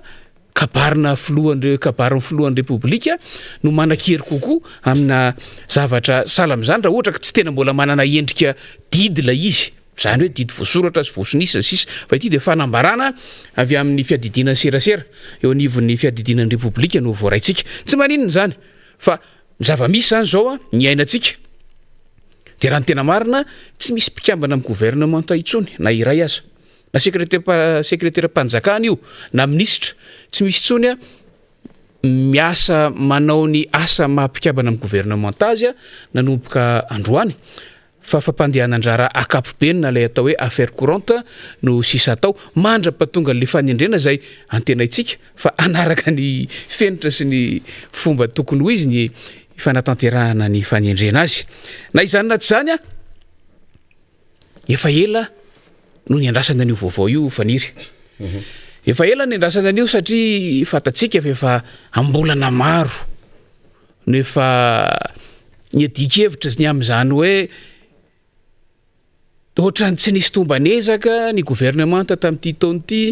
na hoe nisy tombanezaka ve zany fa mifanohitra ny fomba fijerin'ny mpanara-masony raharam-pirenena amin'ny ankapobeny ny fomba fijerin'ny mpanao tombanezaka tany andapa-tany ka nitoy ny asa atao foana reo na dia efa fantatra aza fa ny témoin sy ny zava-misy rehetrarehetra iainan'ny firenena dia fa any amin'ny lokomena daholo ary tsy isika mpanao politika ihany tsy isika avy aty amin'ny ankolafim-panohitra ihany no nanana an'izay fomba fijery zay fa ny mpanara-maso rehetra ny firaisamon'ny pirenena amin'ny ankapobeny mpanara-maso iraisam-pirenena na ny anatiny dia samy miteny an'izay eny fa na dia avy ao anatin'ny samizy ao amin'ny ankolafiny fitondram-panjakana azy voaingantsika ny resaka tetiny amin'ny antso nataon'ireo avy amin'ny antoko ny poiran'ny fitondram-panjakana amin'izao fotoana izao ny amin'ny hoe tokony ho iry zareo no maro anisa ao anatin'ny gouvernemanta fa raha iry zareo maro anisa atao tsy ohatran'izao ty raharaha ty efa tamin'izany de efa hita hoe na izy samy izy aza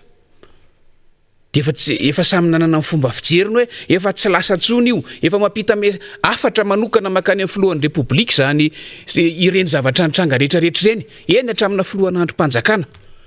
efa nandraisina namafy an'izany fomba fijery zany efa afatra nampitaina tany amin'ny filohan'ny repoblika zany ary nandrasana hoe atraiza no fandraisan'ny filohan'ny repoblika an'izany afatra zay tena hoe nyainga avy amin'ny rehetrarehetra zay a tsy ankolafy anankiray fotsiny no nitondra azy fatatsika nandritry ny volana maro dia azo lazaina hoe mbola ataoko anaty farangososiny ty hoe nyenahena ny mpanapa-kevitra fa asa anjarantsika no mamakafaky eto androany hoe inona ny antony fa zay ny zava-nisy aloha niandritsika omaly a voalatsaky ny vaovao iny ary raha mbola tamin'ny faran'ny herinandro teo aza zavatra anankiroa olona tompona andraikitra anankiroa eto anivon'ny firenena no samy nandray anjara tamina fandaharana tamina televisionna anisan'izany ny tompona andraikitra anivon'ny faritra anankiray izay nahafahantsika ny situna fa na izy aza de mbola nanamafy an'ilay fanambarana herinandro vitsivitsy lasa iny amin'ny tokony ho ny antoko ny poiran'ny filohan'ny repoblika ihany no mitantana sy tokony ho maro anisa eo anivon'ny gouvernemanta sy ny fanampanatateraka amin'ny akapobeny de mipetraka amin'ny fanontaniana hoe fa inona marina raha no mitranga ny andapany fa inona marina raha ny tsy hitovika-hevitra any amin'ny samy mpitondra any ary inona mahatonga le mienahena tsy mandray fanapahan-kevitra de mipetraka koa ny fanontaniana hoe ahoana no mahatonga n'ireo olona ireo milaza hoe raha io antoko za moa tsy tehiteny aleo maro anisa faniry satria approche party ny resantsika eto resaka antoko raha io antoko io a zany hoe miala daholo le allié rehetra miala daholo le mitambatra ao anatin'ny vovonana ataotsika hoe nitondra n'io fitondram-panjakana io amin'ny toerany amin'izao fotoana izao majorité présidentielle raha io antoko io nijerena raha approche party no hitondrantsika azy mantsy a na ao anivon'ny anteny miram-pirenena ara tsy manana amin'ny maro anisa reo mbola ny groupe parlementaire vondrona parlementaire tiako Madagasikara manana amin'ny maro anisa ao anivon'ny anteny miram-pirenena raha ohatra antoko no ataontsika resaka de mipetraka ho ia le fanontaniana hoe mihevitra ny tena no ho tena fototra ianteherany zao fitondram-panjakana sy zao firenena zao mihitsy zany ilay antoko zay manala tsikelikely ary anala tanteraka angamba ireo allié sy mpiara-miombonantoka nahazony an'izao fitondram-panjakana izao de mipetraka fanontaniantsika hoe naninona tokoa ara ny mpanapa-kevitra ny filoham-pirenena sy ny lehiben'ny gouvernemanta hatrany nandritra an'izay roa taona sy tapan'izay ny tsy nanao ho maro anisa ny mpikambana avy eo amin'io antoko mpitolona moa ny fomba fiteny azy mipikatroka ao anatin'ny gouvernemanta de samy manana mivaliny tsika fanira zafy manatany samy mandinika tsika inona tokoa raha moa no nahatonga an'izany raha ohatra ka zao no zavatra hita roa taona sy tapany ateoriny anisany valiny azotsika raisina amin'izany no hoe tamin'izany fotoana zany a mbola azo lazaina hoe mbola tena nitambatra ilay alliance ilay vovonana nentina naka ny fahefana tamin'ny endrika sy tamin'ny fomba rehetra tsy hiditra amin'izany aloha zao fa ilay vovonana nampiasaina nentina naka ny fahefana roa taona sy tapany lasa zay dia mbola tao le fiaraha-miasa fa matoa efa manompoka mamoaka tsikelikely ilay antokony ny poiran'ny filohan'ny repoblika efa mamoaka ny namany tsikelikely de efa manompoka miena zany ilay firaisankina ao anatin'ilay vovonana efa manompoka miparitaka zany ary tsy gagitsika raha tao anatin'ny adi hevitra zay nandeha tao anatin'ny volana maromaro dia hoe anisan'ny antony tokony hanovana ny gouvernemanta oy ry zareo ao anatin'ny ankolafin'ny mpitondra fanjakana ihany ny efa fahatsapana fa misy antoko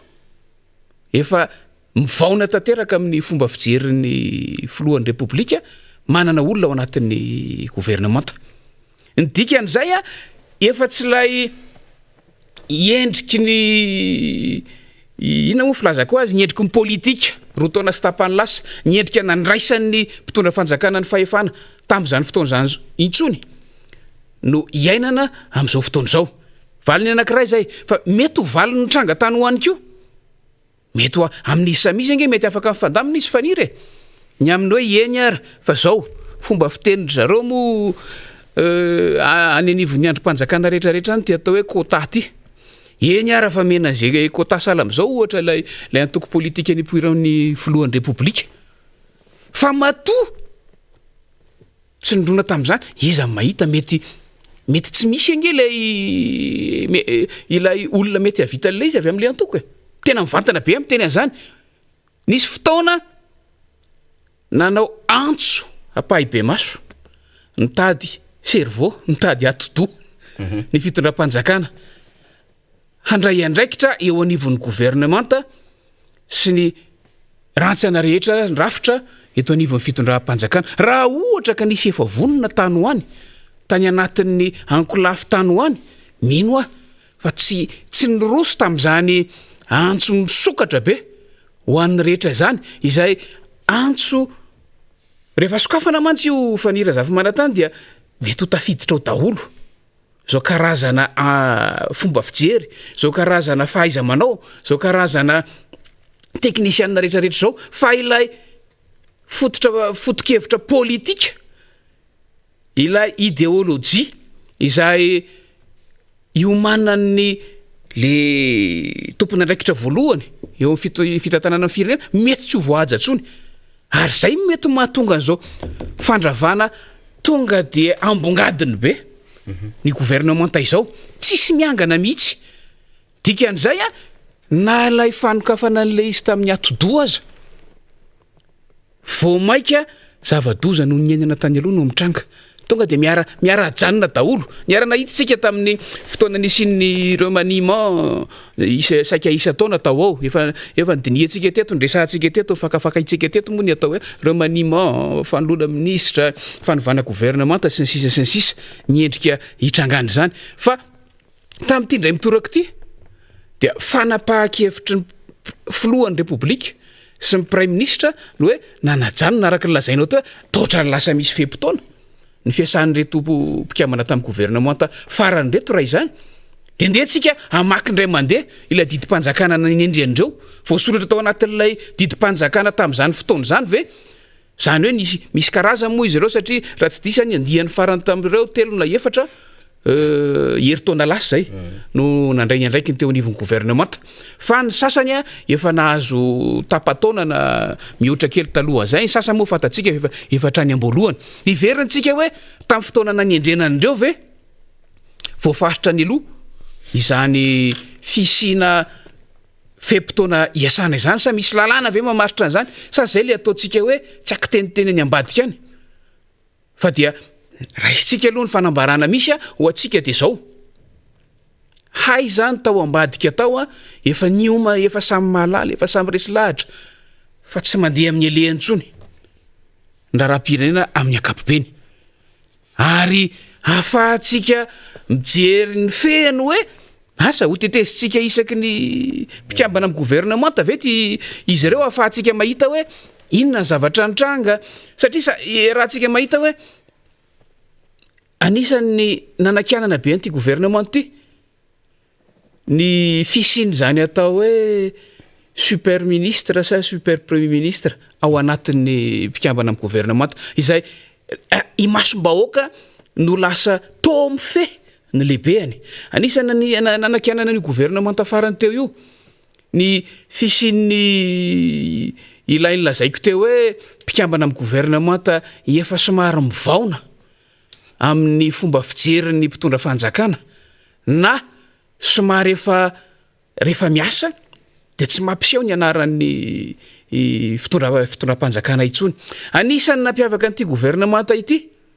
anamarina zany tsika mpanara-baovao no hoe misy ministra atao efa mbolana maro ngitrika tsy tataratra mihitsy tsy nanatrika na de filan-kevitra ministra aza tsy hitana aiza na aiza kanefa anisan'ny ministera faran'izay ekinan'ny aim-pirenena ny zavatra ny ministera ny tazoniny zany rehetrarehetra zany a anisan'ny nanakianana ty gouvernemanta ity ary ny fanapahan-kevitra ny raisin'ny filohan'ny repoblika sy ny prime ministra omaly hoe miato daholo reo rehetrarehetra reo de inotsika fa ireo rehetrarehetra reo zany tsisy akanavaka dia tsy nisy nahafa-po miandritsika hoe ahoana ny toyiny ary mety ho zay angamba lay anaporofona n'lay fihetsiky ny filohan'ny repoblika matetika inona moa zay fihetsika zay somary tsy manaja rafitra somary tsy matoky mpiara-miasa zay ngamba ny olazako azy mba tsy hitenenako hoe tsy mahalala ny fisarahana ndraikitra ny tsirairay tsika hatram'izay a nyresaka ny fisaraha-pahefana ndresantsika teto foana hoe misy ny fisaraha-pahefana eo amin'ny fitantanana ny fiainan'ny firenena fa ao anatin'ny androm-panjakana anankiray na de io fahefanam-panatanteraka io ary de samy manany ny andraikiny ihany ko ndresantsika teto zany hoe inona moa mahasamihafa ny asan'ny gouvernemanta sy ny asan'ny direction générale amin'ny projet présidentiel ohatra zany de ao anatin'ireo androm-panjakana mpanatanteraka ireo fahefanam-panatanteraka ireo de mbola misy fifangarony ka nahitantsika foana taratra hoe saika ny filohan'ny repoblika foana no hitakavanana hita etsy hita eroa de mipetraka amin'ny fanontaniana nandritra ny fotoana maro hoe fa nakaiza mpikambana amin'ny gouvernemanta nakaiza be ny tanàna nakaiza ny za moa mialatsivy ny a lehibe mifaritra ny fantatro nakaiza ny lehibe mifaritra no asa tokony ho ataony reny rantsan'ny fahefanam-panatanteraka reny a lasa ny filohan'ny repoblika no etseroa sa zay sa le politika mihitsy ny ao amin'ilay fisehoana i masom-bahoaka mba anana n'ilay endrika le oeraoera moa ohatra ny hitako hoe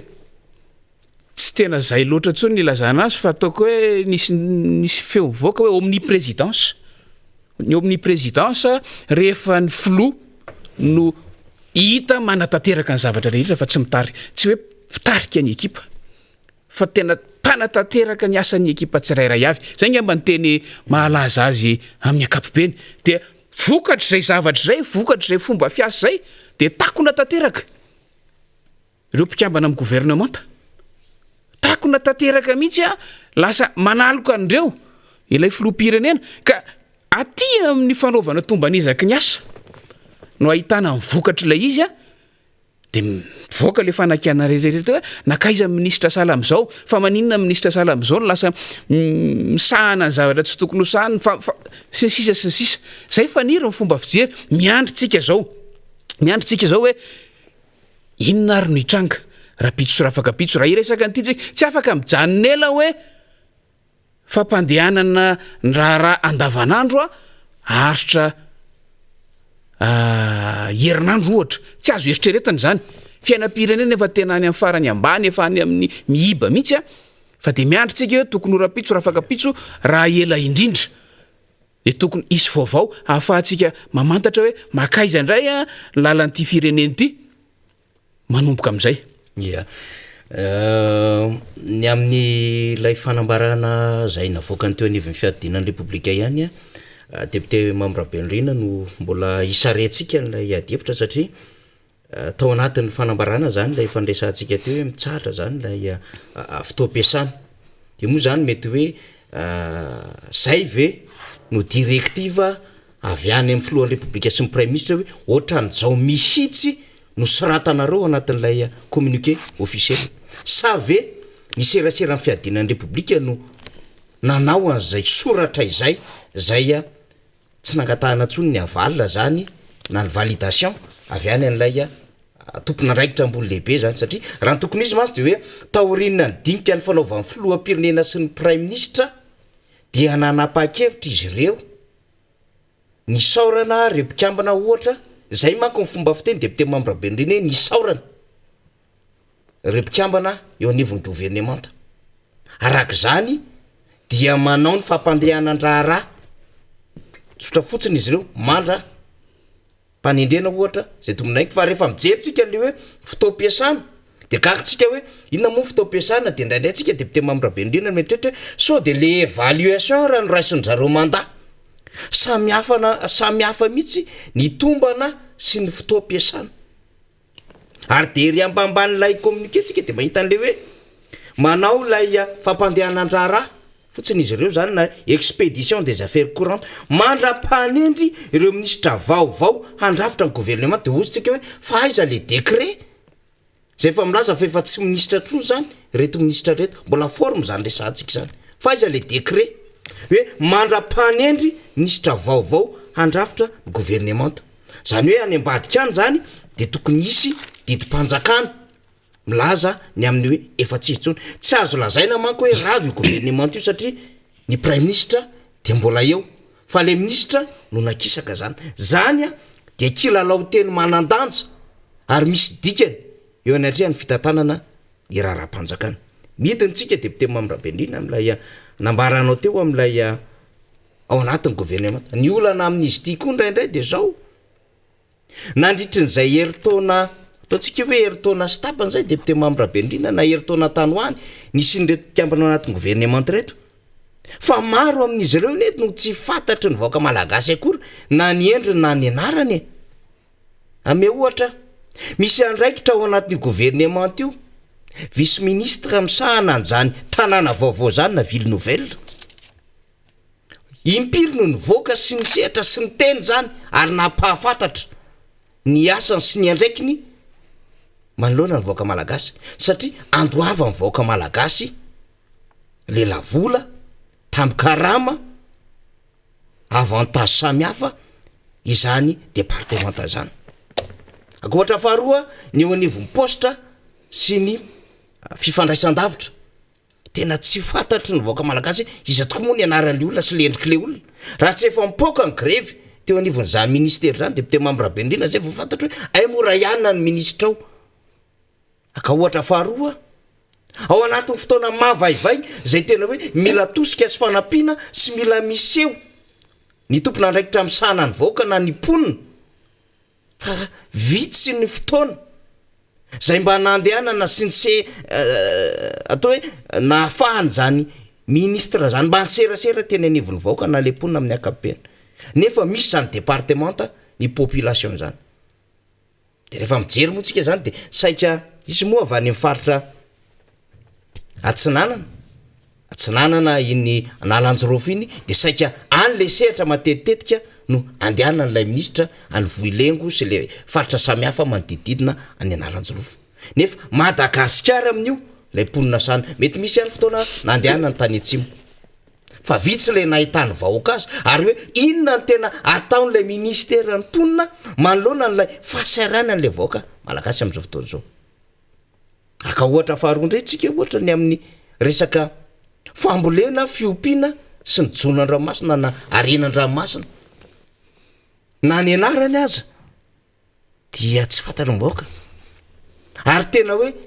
ny fandraisam-pitenenana sy ny fandraisana anjara matetitetika amin'ny fitsidiana ny vaoaka de vitsy ny nahitana an'izany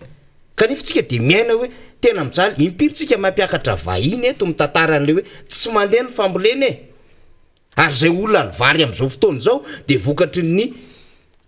tsy fahaiza mitondra sy tsy fahaizana mametraka le politika ny fambolena eto Madagasikara maromaro ny vaovao rentsika momba ny resaka jonandranomasina io inona ny efa fandraisana andraikitra manoloana zany ny tontolo ny fiompiana amin'ny akabeny io alatrompo tsy fakahitany io tsy ny resaka insécurité ihany io fa mifangaro amina tontolo ny fiompiana amin'ny akabeny zany ohatra tsotsotra raitsika zay de rarina raha ohatra ka midona amin'ny poto le gouvernementa le fitondram-panjakana amin'ny endriny manontolo satria le asa tena tokony hisehony hisehatra hifampikasoka amin'ny vaoaka lasa fermé any anatin'le 4 vitre fumé le mpiambanao anatin'ny gouvernementa lasa tsy manao audience publique lasa tsy afaka mandray olona zay tokony hifanerasera aminy fa manidy tena ao anatina braosy fiarakodia dia tsisy résultat mankeny avoaka de lay mpanendry lay filohan'ny repoblika sahirana ao anatin'ilay raharaha satria tsy mitondra résultat ho azy koa lay mpikambana ao anatin'ny gouvernement ary rehefa voadona le filohan'ny repoblika de voadona manarak'izay le mpikambana ao anatin'ny antokony de zay le tenenantsika teto fakomaly depute Mamirabenindrina hoe sambankotsika satria ity fitondrana ty moa zany dia fitondrana somary manao comédie kely zay foana misy karazana voambola na karazan-javatra atao samihafa de ao anatin'ity fitondrana ty mbola misy an'izany mpitondra miady seza ao anaty fitondrana averiko tsara mpitondra miady seza ao anaty fitondrana efa azy daholo ny fahefana rehetra amin'io na ny majorité na ny fahefana afaka manendry aty amin'ny ambany indrindra ka hatrany amin'ny faratapony fa mbola miady seza de metimety amintsika mpanohatra ihany zany depute Mamirabenindrina ho atsika mpijery ho atsika mpiaino satria mba niena 300 ny asantsika mpanohitra satria misy andreo olona ao anaty fitondrana lay nalahelo seza lay matsiaron'le lanjan'le seza teo akaikiny na hipetrahany zay te hiverina am'izany seza zany na mbola nisy tsy nahazo na te azo ray manontolo le seza ao anatin'le fitondrana de manao an'le campagne na communication be da be de lasa nisy guerre médiatique tany ambadika tany fa inona ary ty zavatra ty ka le ministre ihany na tsy niasa de mandeha ny député de mandeha gouverneur de mandeha reo rehetrarehetra zao de niena 300 ny asantsika satria itsika mpanohatra ny tena tokony hanara-maso ireny lafin-javatra eny de otsika hoe of tairo alova mety aminay fa zay koa mba makaina kely am'le resaka gouvernement sy le manodidididina anareo fa hodilirina indray aloha ty lalàna amin'ny mpanohatra ty hodilirina indray aloha ty vidim-piaina ty hodilirina indray aloha ty resaka fantsahana lalàna marobe ty de hoentina iny fehikevitra de misaotra anareo satria tao anatin'ny ray volana de ianareo no nisehatra tamin'ny hainao manjery rehetra nanao ny asanay de misaotra betsaka anareo zany satria dia mpanohitra ihany koa anareo zany zay ny le tiako tenena hoe manomboka miaina an'lay sensation na le ambiance an'le fanoherana nareo manomboka zao nareo de fa manao effet d'entraînement satria kelikely eo ianareo raha am'izao situation zao de any misehatra ny fanoherana fa zany hoe mba maiza ihany mamindra satria hitomany anareo amin'io lalàna diso nataonareo io sy pratika politika ary amina revirement hafa zay nitondranareo azy io zay ny amin'iny fa mbola tsitsika resahno anatin'izay adevitra zay de hoe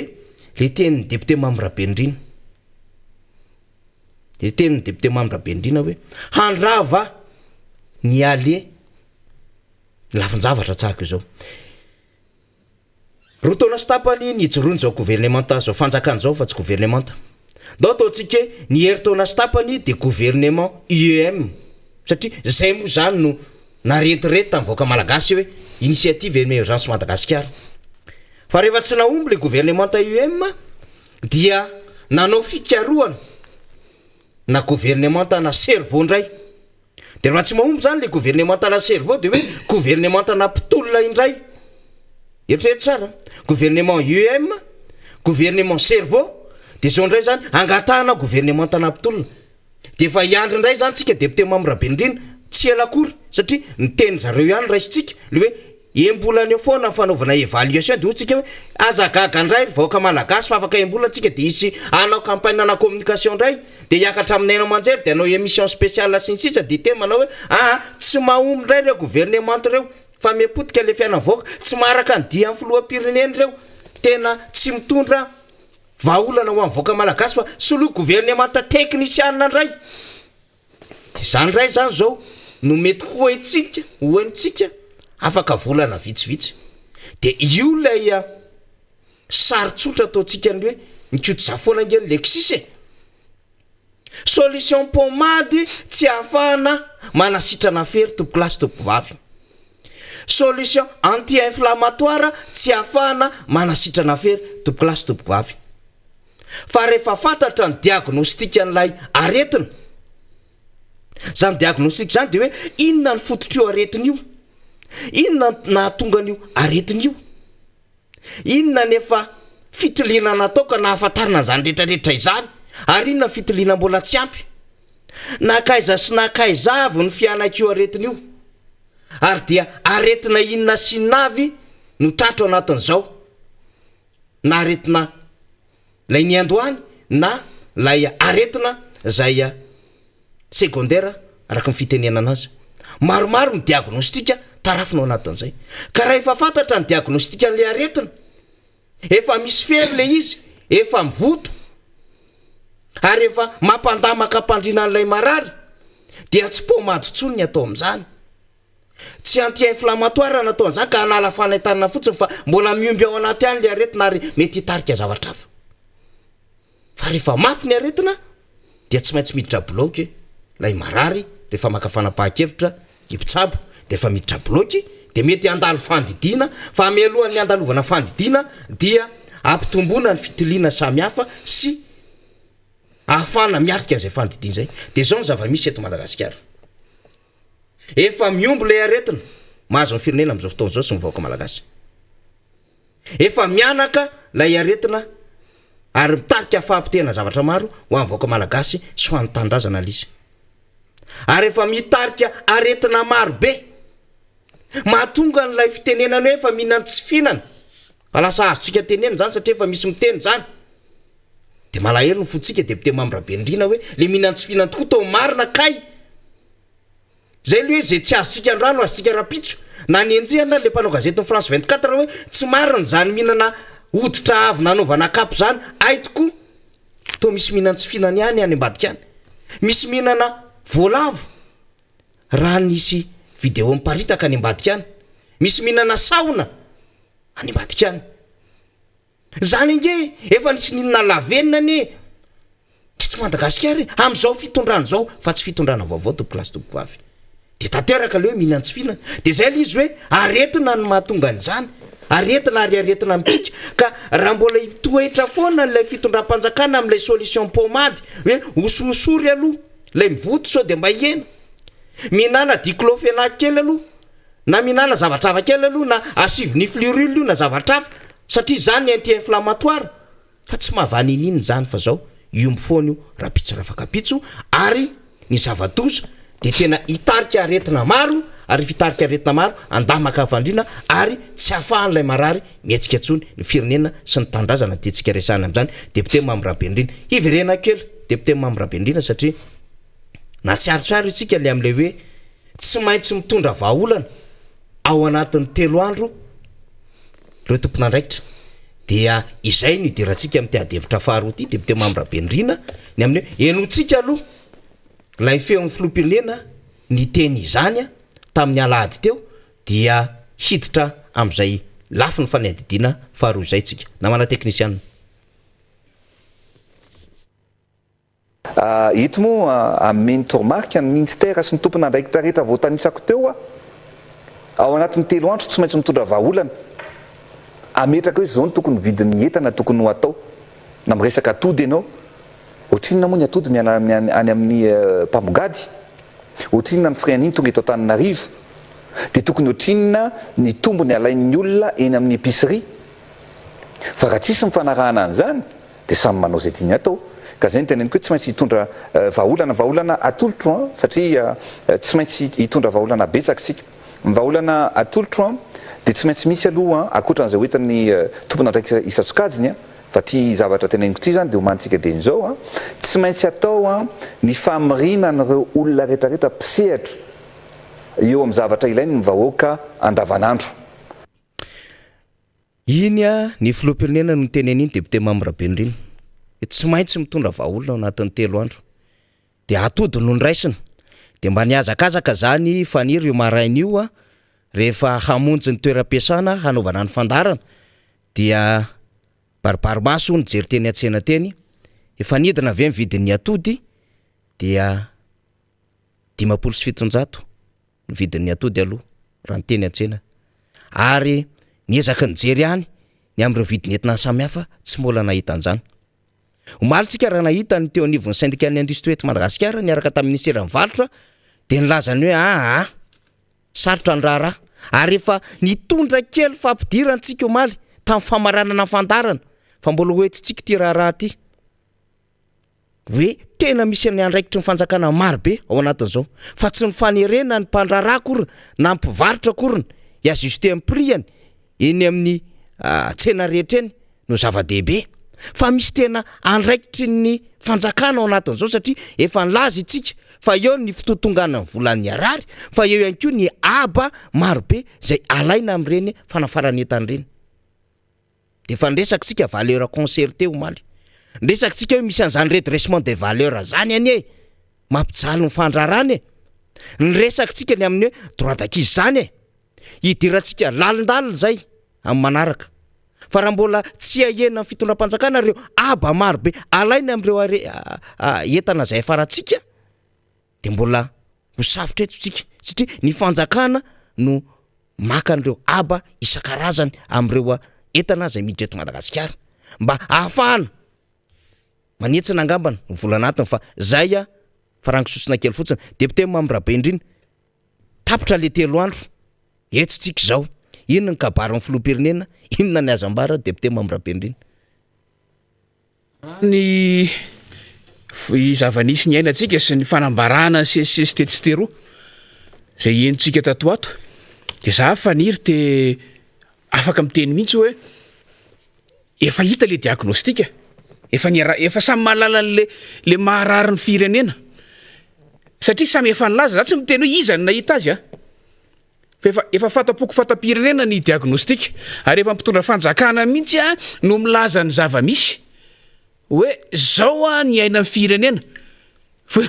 voateny mole hoe efa mihinan tsy fihinany vahoaka malagasy efa mifaratapony amin'ny fitantanana amin'ny firenena mihitsy mahita hoe zay ny zava-misy ary efa tsy azo iainana tsony ny eto Madagasikara fa eo amin'le finiavana ijeren'ny fanafody eo amin'le finiavana hitadiny vahaolana eo amin'ilay finiavana hanova ara-potoana mba hahafahana manatratra n'ilay tanjo ny fanasitranana mihitsy no tsy nisy teo amin'ny fitondram-panjakana de 3 andro ve nomena n'ilay tompon'andraikitra isan-karazany teo amana an'izany olan'izany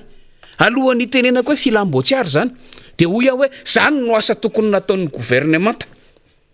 nandritra zay rotaona sy tapany zay reo asany tany sain'ny filohan'ny repoblika ireo ijery hoe takininona mbola tsy voalaza ny ara ny any amin'ny piompy raha nyresaka atody teo tonga de any amin'ny mpamongady ny resahany hoe takininona vidiny any amin'ny mpamongady ozy any district misy anao mihitsy misy zany any aminay mihitsy zany any aminay mihitsy zany mbola voadingana ireo le tena fototra iangan'ny atody ireo piompy zany ny olana sedrain'ireo ny zava-misy iainan'ireo ary ny hoe takininona ny vidin'ny atody miala any fotony fa tonga de dinganiny any amin'ny hoe any amin'ny mpamongady zany hoe tonga de any amin'ilay iserana bizina moa filazan'ny ankizy azy amin'izao fotoana zao fa tsy ilay famokarana mihitsy ny resaka hitarafatsika avy hatrano hoe takininona mihitsy ilay politika ny fanjakana tsy gagitsika raha ohatra ka mandeha foana ny resaka tatoato hoe ilay famokarana eto anatiny ilay famoronana industrie ilay famoronana asa eto anatiny tsy asiana resaka mihitsy fa ilay fanafaranentana foana no mahamay anangana nakatona ny orinasa malagasy maro inona ny vahaolana inona no ataontsika hoe contrepartie an'izay nanangana orinasa mpanafatra entana ny fitondram-panjakana za lohatra eto tsy mbola manana ny tena sata mifehan'ny orinasa io fa amiko efa fiverena andalana mifanohitra amin'ny fanalalahana sy ny fifaninanana eo amin'ny sehampiarina amin'ny akapobeny fa hoy aho hoe ilay fototry ny iangan'ny toekarena sy ny zava-misy ilain'ny vahoaka mihitsy no tsy asiana maso tsy jerena fa tonga de any amin'ilay ataontsika hoe varotra raharaham-barotra any amin'ilay serasera any amin'ilay azona tombony ena tenatenany any amin'ilay fijiriana zay ngamba te malagasy malaza azy no iangan'ilay dingana lazain'ny mpitondra fanjakana fa tokony ho jerena ao anatin'ilay izy de averiko le teniko teo hoe reo asa rehetrarehetra ny lazainy ireo nasainy nataon'ny ratsa mangaika ny fitondram-panjakana mahavoakasika ny rafim-panjakana sy ny lazainao teo ny fanambaran'ny simma ny arahana hitamaly iny asa tokony natao mandavataona hatramin'ny joron'ny fitondram-panjakana ary ny fitondram-panjakana mifanesy fa tsy ity ihany fa ity zany tsy anao raha tsy amin'ny 3 andro farany alohan'ny andravana ny gouvernemanta ary ilay fanomezana n'lay fempotoana 3 andro amiko fomba fijeriko amin'le izy zay le nyteneniko teo hoe filamboatsiary samy mahalalitsika fa ny zavatra nytakin'ny filoham-pirenena amin'reto mpikambana amin'ny gouvernemanta sy ireo voakasiky ny kabary rehetrarehetra iny zavatra za tsy miteny hoe tsy azo tanterahana fa tsy azo tanterahana ao anatin'ny 3 andro fa anaporofotsika zany fa efa tany ambadimbadika tany ilay diagnostika efa niry ary efa fantatra efa samy resy lahatra ny amin'ny fanafody fa fampiarana n'lay fanafody fanasitranana no asa hoe mbola eo foana ve lay hambodiso toerana satria ny avaty amin'ny akolafo mpanohitra no milaza ny hevitra satria ny mpanaraka mpitazana amin'ny akapobeny no milaza le hevitra hoe ova io gouvernement io de mitady hevitra hafa amiko iny fialana bala ilay 3 andro iny fialana bala irsona amin'ilay fanovana ny gouvernemanta izay efa hita fa tsy azo ialana tsony de ino no atao antony afaka 3 andro hoe satria tsy vitanareo tao anatin'ny 3 andro le misy eo de miala daholo ianareo mba tsy tenenana hoe misaotra anareo zay fomba fijeriko an'le izy faniry razafy manatany ka raha ilasitsika hoe nanatena zavatra tamin'ny gouvernemanta farany teo iny ny évaluation tombanezaka samy nanao na ny teo anivon'ny rafim-panjakana na tsika taty ivelany aty anivon'ny fanoerana sy ny vahoaka amin'ny akapobeny ary samy nahita fa ny ministera rehetra amin'ny akapobeny efa nanomboka ny tanisy ianao teo de samy tsy tataratra daholo ary mipoitra foana raha lay resaka sarimietsika indraindray ao anatin'le fiaraha-miasa n'lay lehibe ny mpanatanteraka sy ireto mpikambana ao anatin'ny gouvernemanta ohatra iresaka ministera zay misahana ny angovotsika fatatsika tsara fa anisan'ny olana lehibe iainan'ny firenena malagasy ary tsy atafavoaka ny firenena malagasy mihitsy na inona natao ny tsy fahampin'ny angovo eto Madagasikara tsy loharanony angovony tsy misy fa ny fitrandrahana andreo no tsy misy planina tsy misy drafitra matipaika sahaza ny filan'ilay firenena zay tena lehibe de lehibe ka mahatonga ny tsy fahafahana mivoatra mahatonga ny ataotsika hoe mahavoafetra ny fahafahana manitatra ny ambaindain'ny fiarina amin'ny akapobeny anangana zao hoe raha tsika mahita fa mihitsiko ange zao na lay tetikasa inona moa le hoe teleferika raha tsika mahita fa tsisy ninina azo atao satria ny angovo entina mitondra azy tsy misy de raha resaka ny ministera misahana ny angovo eo atsika de raha tsika nahita hoe manao zay tiany atao fotsiny ilay orinasa-panjakana izay mamatsy angovo ny firenena amin'ny akapobeny ary am'izay fanaovan'zay tiany atao zay de eo le mipoitra le sarimietsika tsarotsika tsara volana maromaro lasa zay ataotsika hoe nametraka rafitra vaovao tamin'ny famerana ny vidin'ny angovo makany amin'ny isatokantrano ny orinasa fa rehefa nandray fitenenana ny filoham-pirenena dia nandiso ary ny teny mafy ny tompony andraikitry ny orinasa tsy voavoalohany tam'izay ny amin'ny hoe tsy mety io fa aleo ovaina atsaharo io tsinjovy ny zava-misy fa aiza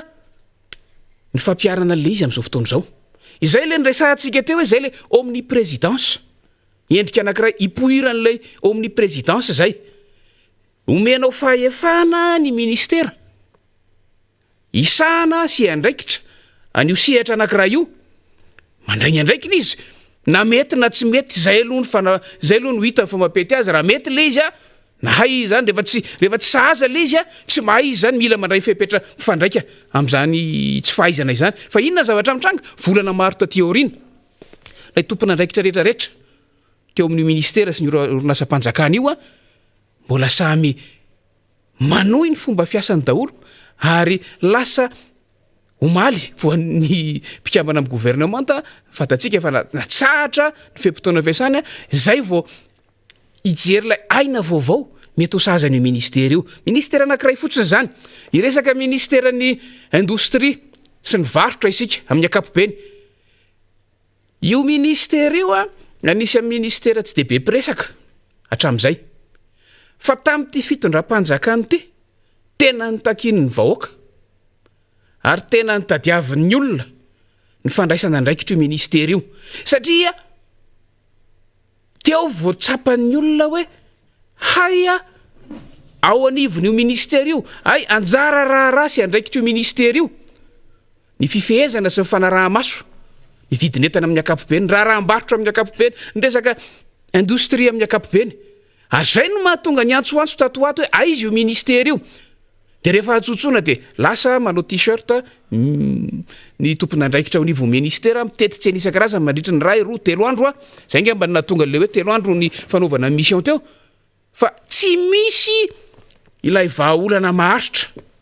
izay entina mamany olana andavanandro ny mponina ka mampikekeka azy de hoy ateo hoe tatoato a tamin'ity fitondram-panjakany ity vao tena no tadiavin'ny olona ny asan'io ministera io zay vao tena fantatry ny olona hoe anisan'ny manana anjara andraikitra lehibe amin'ny fiainana andavanandro ny mponina io ministera io fa inona nefa zavatra nitranga arakaraky ny tenenana hoe tokony andray andraikitra io ministera io a ny amin'ny fihezana ny vidinentana eny an-tsena ohatra no vao maika tsy mampandeha ny zava-misy vao maika mampiakatra ny vidinentana vao maika mampitombo ny spéculation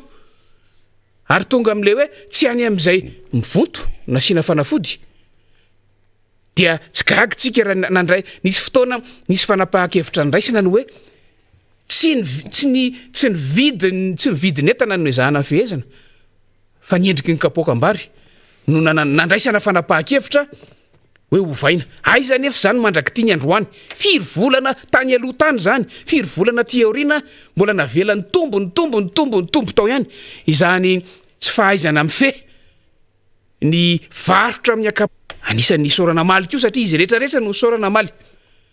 inona zavatra andrasan'ny firenena amin'izany ministra ny raharaham-bahiny zany ministera ny raharaham-bahiny zany fatatsika ary mbola vonao amafisin'ny filohan'ny RMDM mandray matomarika rahavalo manana afako maly fa ny tena politika manaraka ny fenitra araka mahasiansa sy amin'ny tokony ho izy azy dia politika mahafe ny anatiny politika anatiny sy ny politika ivelany ary io ministera misahana ny raharaham-bahiny io dia manana anjara andraikitra lehibe de lehibe amin'izany fiombonana ao anatin'ny fanatotoloana politika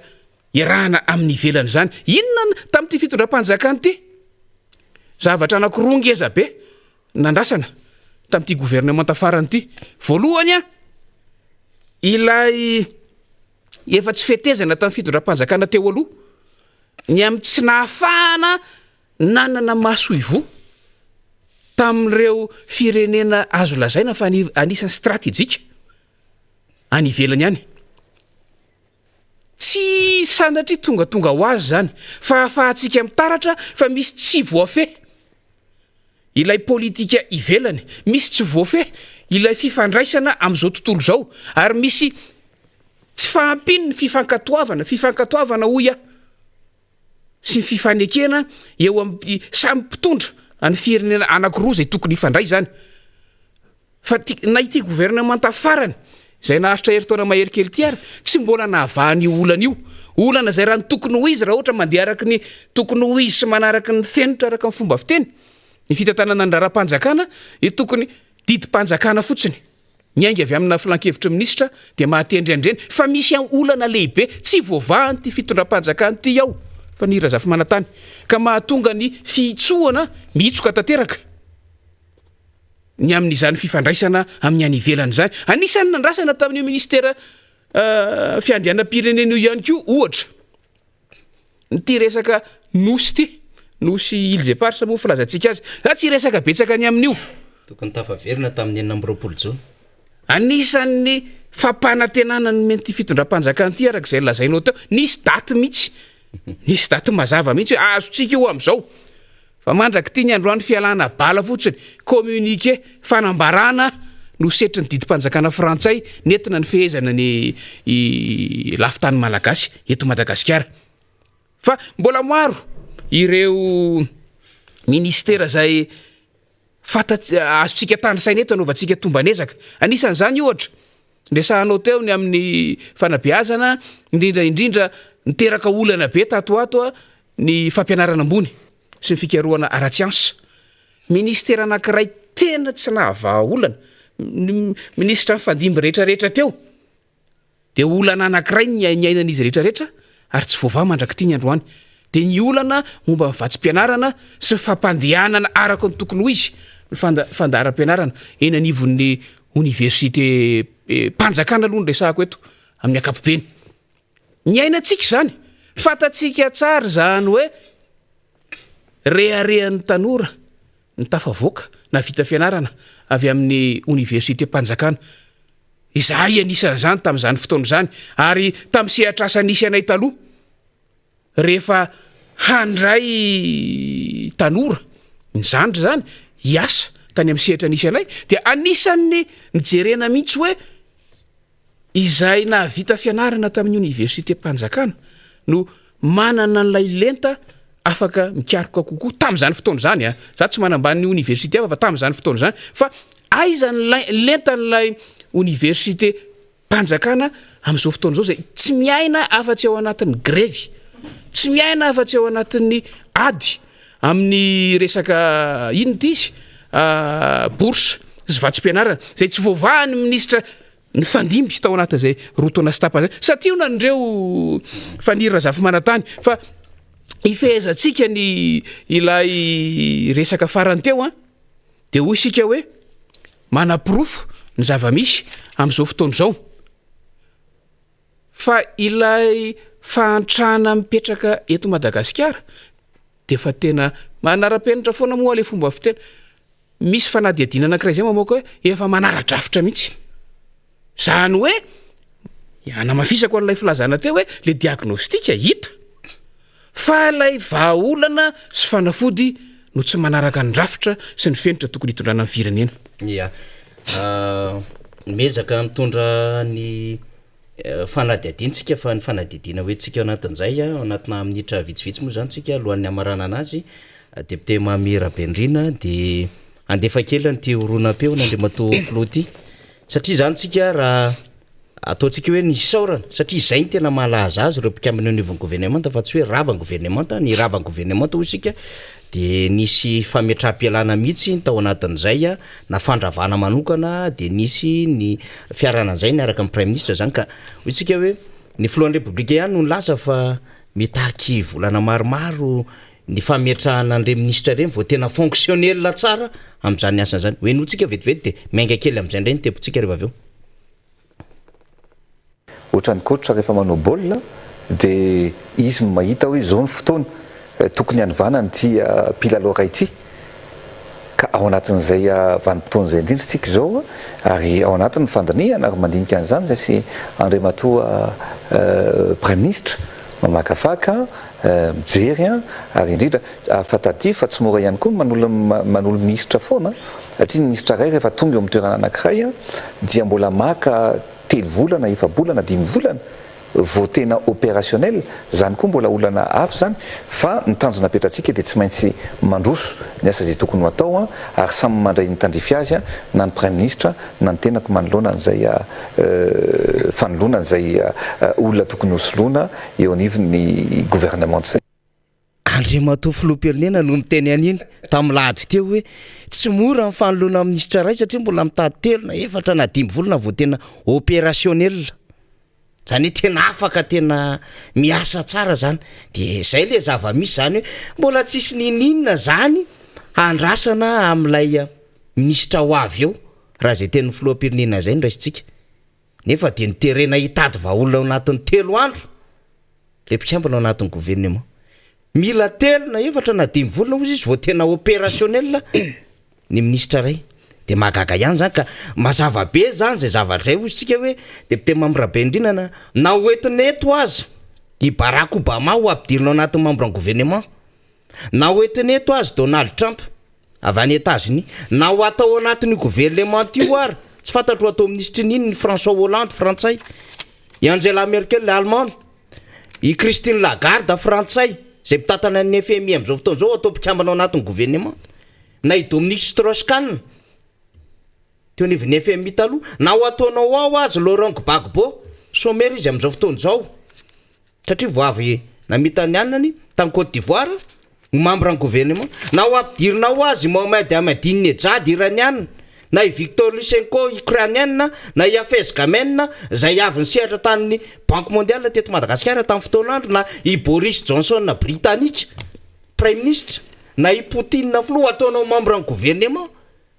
rehefa tsy lay vision sy le orientation sy lay tena hoe fametranana le tena fahaiza mitarika fandrindran-javatra fahaiza miasa no apetraka lay lohany ka nahaka an'le tena meilleur ary ianao le mahay indrindra eran-tany tsika hoe tsy mbola andeha foana ty ary tsy anana résultat andrasana an'le mpitondra fanjakantsika satria iny nambaran'ny filoham-pirenena iny le izy hoe tsy mora ny manolo mpikambana ao anatin'ny gouvernement na telo na efatra na dimy vao tena opérationnel ka inona zany no andrasantsika hoe tena vo isy fanendrena mpikambana ny gouvernement teo de tonga de tena anatena initsika tonga ve de misy tena tena fitenina anjery dorosotota tena tonga de tsara be de misy miracle mon ami tic-tac tout de tena miratry Madagasikara midina vidineta zay ingany no andrasany andreo mpikambana vaovao hoe tena kife an'le marary vaoka ingany olo social mboka indray zay fitokanareo nikanja mibary anaovana diversion sy anaovana campagne na communication be sy hoe manokanao karazan-dalana zany ray tsy problème voaka tsony zany efa mibelaka izy am'izao fotoana zao zany mibelaka zany fomba fiteny any Antsinana efa mihiratra masony efa mahita izy am'izao fotoana zao nefa tsy azo ambakaina voaka malagasy ka zany rehetra zany député membre beniny mba tsara ihany anaovana fampatsiahivana ihany am'le fitondram-panjakana de inona zany no andrasana aminareo raha ohatra ka ambolana maro reo vao opérationnel député membre beniny zay mihitsy satria miandro ny toy ny tantaritsika zao ny sorana iny ministra rehetra de miandrotsika hoe inona zany no hoendrika isehon'ny fitantanana amin'ny firenena rehefa afaka andro vitsivitsy za de mamerina fa tsika manatena hoe andro vitsivitsy ihany satria ay zany mbola omena 3 volana efa bolana indray le ministra rehefa avy eo ka raha ohatra ka nitaraikiraiky eo tsika amin'ny fanendrena azy ny tompony andraikitra tokony anendry miaraka amin'ilay période d'essai lay fotoana anaovana ny andrana 3 volana sy efa bolana de fa teo efa nihinana ny tsy fihinan'ny vahoaka malagasy tsy fantatra hoe inona ny tranga mandra-pahatonga an'izay de asa koa misy manaitra ihany faniriny ny zavatra voalaza tamin'ilay fitenenana teo satria lasa saina ihany hoe inona zany no tena vitan'le ministra volana vitsivitsy ireny de efa nisorana nefa tamin'ity fitondram-panjakana ity koa nahitana zany ay zany zareo ao andapa ao ary zareo manendry an'le olona fa mahalala tsara fa tokony farafakely no mena 3 na efa bolana ny ministra vaovao anankiray zay vao tena miodina opérationnel moa le tena lazana azy teo ka miandra ny toy intsika andeha ho jerentsika inavy ara mety hitranga voalohany indrindra miandritsika hoe rovina aloha zany no isy ny fanendrena mpikambana vaovao ao anatin'ny gouvernement raha ny zava-misy hitatsika de efa saika resy lahatritsika efa samy mahititsika tsy hoe resy lahatra moa zany fa samy mahititsika fa ny prime ministre aloha zany de tsy iova tsy fantatro ny fomba fijery faniry fa sy ny olokava fa fomba fijeriko lay dingana narana nandalony tamin'ny farany herinandro tao tonga nandalon'le 3 andro farany tonga tamin'ny maleriva de efa milaza meloa iny aza misy mieritreritra aloha ianareo ny amin'ny fanovana prime ministre ny antony zay tsy fantatra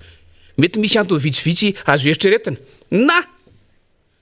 tena nahafapo tanteraka mihitsy io prime ministre io tamin'ny tombanezaka rehetra zay natao fa ilay ministra mpikambana atao anatin'ny gouvernementany no tsy nahavita ninninna tsy nahavita mission de ataoko anaty farangososina ny toy re tsy voafehany ka tsy nahatanteraka ny ny toromarika zay nomeny de nidikan'izay a ilay mpikambana ao anatin'ny gouvernemanta no soloana olona mety ho azo nofehezina kokoa fa le mpifehy tsy misolo zay ny endrika anankiray mety hipoitra zay nantony anankiray hoe tena tsara io olona io tena mahavita ny andraikiny io ary na mety tokoa endrika anankiray ty io mety ho voafeh ny fanara-tsaina amin'ny filoha-pirenena endrika anankiray koa zay fa mety ho antony fahatelo koa no hoe misy zavatra mampifamatotra be any ambadika any a ataontsika hoe le politika mpanjakana amin'ny akapobeny nde zay no tenentsika hoe mampifamatotra ka tsy ahafahana misaraka mihitsy aminy a fa ny fomba fijery a sy ny fomba fitantanana ny gouvernemanta vaovao rehefa avy eo no ovaina kely a de mety ahitana vokatra manaraka zay ny endrika anankiray fa ny endrika anankiroa mety faharoa mety hitranga de ny hoe io eny e tazontsika hoe io zany ny prime ministre ha hiditra am'lay antsoantsony pomba ny fitondrana ve ny filohan'ny repoblika ametraka an'ireo le mpiara-mitolona ametraka an'ireo le mpikatroka tao ao anatin'ny antoko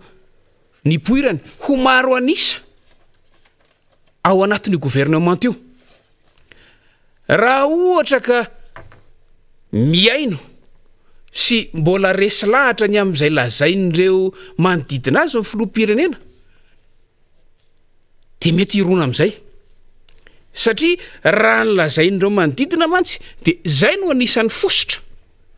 tsy mampandenitra raha-pirenena am'izao fotoana izao tsy ao anatin'ny gouvernementan zareo ka hoy aho hoe raha ohatra ka mbola miaino an'ireo mpiaradia amindreo ny filoha-pirenena de mety afaka mandray an'izay ho vaolana de miandritsika ho maro anisa ve zany lay tena vonim-boasary hatrany am-piandohana ao anatin'io gouvernement io a dia andray an'izay ataoko hoe fanamby vaovao zay ny filoha-pirenena atia tenatena ny manday iasany vao miverina any andoharano tanteraka ary hiara andray an'le fanamby am'ireo mpiara-mikatroka hatrany am-piandohana ireo zay koa endrika anankiray mety hipoirana raha ohatra ka tsy izay de inona indray mety hoe hiverina hitady olo-kafa ivelan'ireo tanteraka teo fa nataontsika le fitediavana atodo iran'izao tontolo zao misy importer reo mpikambana tamin'ny gouvernement reo a zany hoe tsy ny aina teto Madagasikara fa nafarana vokatra ilay fitadiavana atodo de nantenaina fa hitondra vokatsoa amin'ny fiainan'ny firenena kanefa matono saorana de ampy zay mety hoe ampy any amin'ny hoe tsy nahavitany tsy nahavaliny zavatra nandrasana na hoe ampy zay fotsiny de miandry zantsika hoe isokatra amina karazan'olona toy ninona indray ty gouvernement ty raha ohatra ka tsy ho fehezin'ny vonim-boasary fotsiny hita teknisianina foana ve teknisianina fotsiny zay nge manteo ny gasy malaza azy zay antenaina fa anana ny fomba fijeriny sy ny tontolo nisy azy tany aloha tany ka hitondra endrika vaovao eo amin'ny fitantanana ny ministera ny tsirairay avy sa isokatra bebe kokoa am'ireo ankolafy politika zany hoe andray mpanao politika ho lasa gouvernement mpanao politika mihitsy zany andray mpanao politika tanteraka ho hitantsika eo mety hotohin'izay a zany hoe ireo ankolafy iverina am'le endrika no eritreretana tany aloha ireo ankolafy zay pomba sy nametraka ny fitondrana no anokafana indray a mety hoe hijerena endrika stabilité anankiray ngamy zany amin'ny lafiny politika fa ny razafy manantany sa hoe misy endrika sala am'izao koa ho anay ao nivon'ny parlement tao de misy any an-dalatsara rehetrarehetra any misy feo mandeha hoe tokony isy anana endrika gouvernement amin'ny parlementa zany hoe iainga avy any anivon'ny parlementa tanteraka ny akamaron'ny mpikambana ao anivon'ny gouvernement asa mety ametrahana an'ilay endrika rafim-panjakana semi parlementaire ve zay izay efa mametraka fa ny prime ministre de tokony iainga avy amin'ny sosikevitry ny maro anisa eo anivon'ny parlemanta iendrika daholo hypotèse daholo zany fa nirazafy manatany fa hoy ateo hoe zany no andrasan'ny vahoaka malagasy am'zao zany no andrasantsika fa ho atsika kosa aloha alohatsika de miteny hoe isika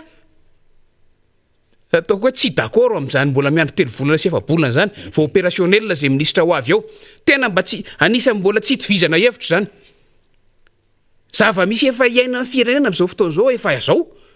de ministra ho avy izay akatra fa de mbola omena 3 volana sy 4 bolana période d'essai tsy mety amin'ny firenena malagasy zany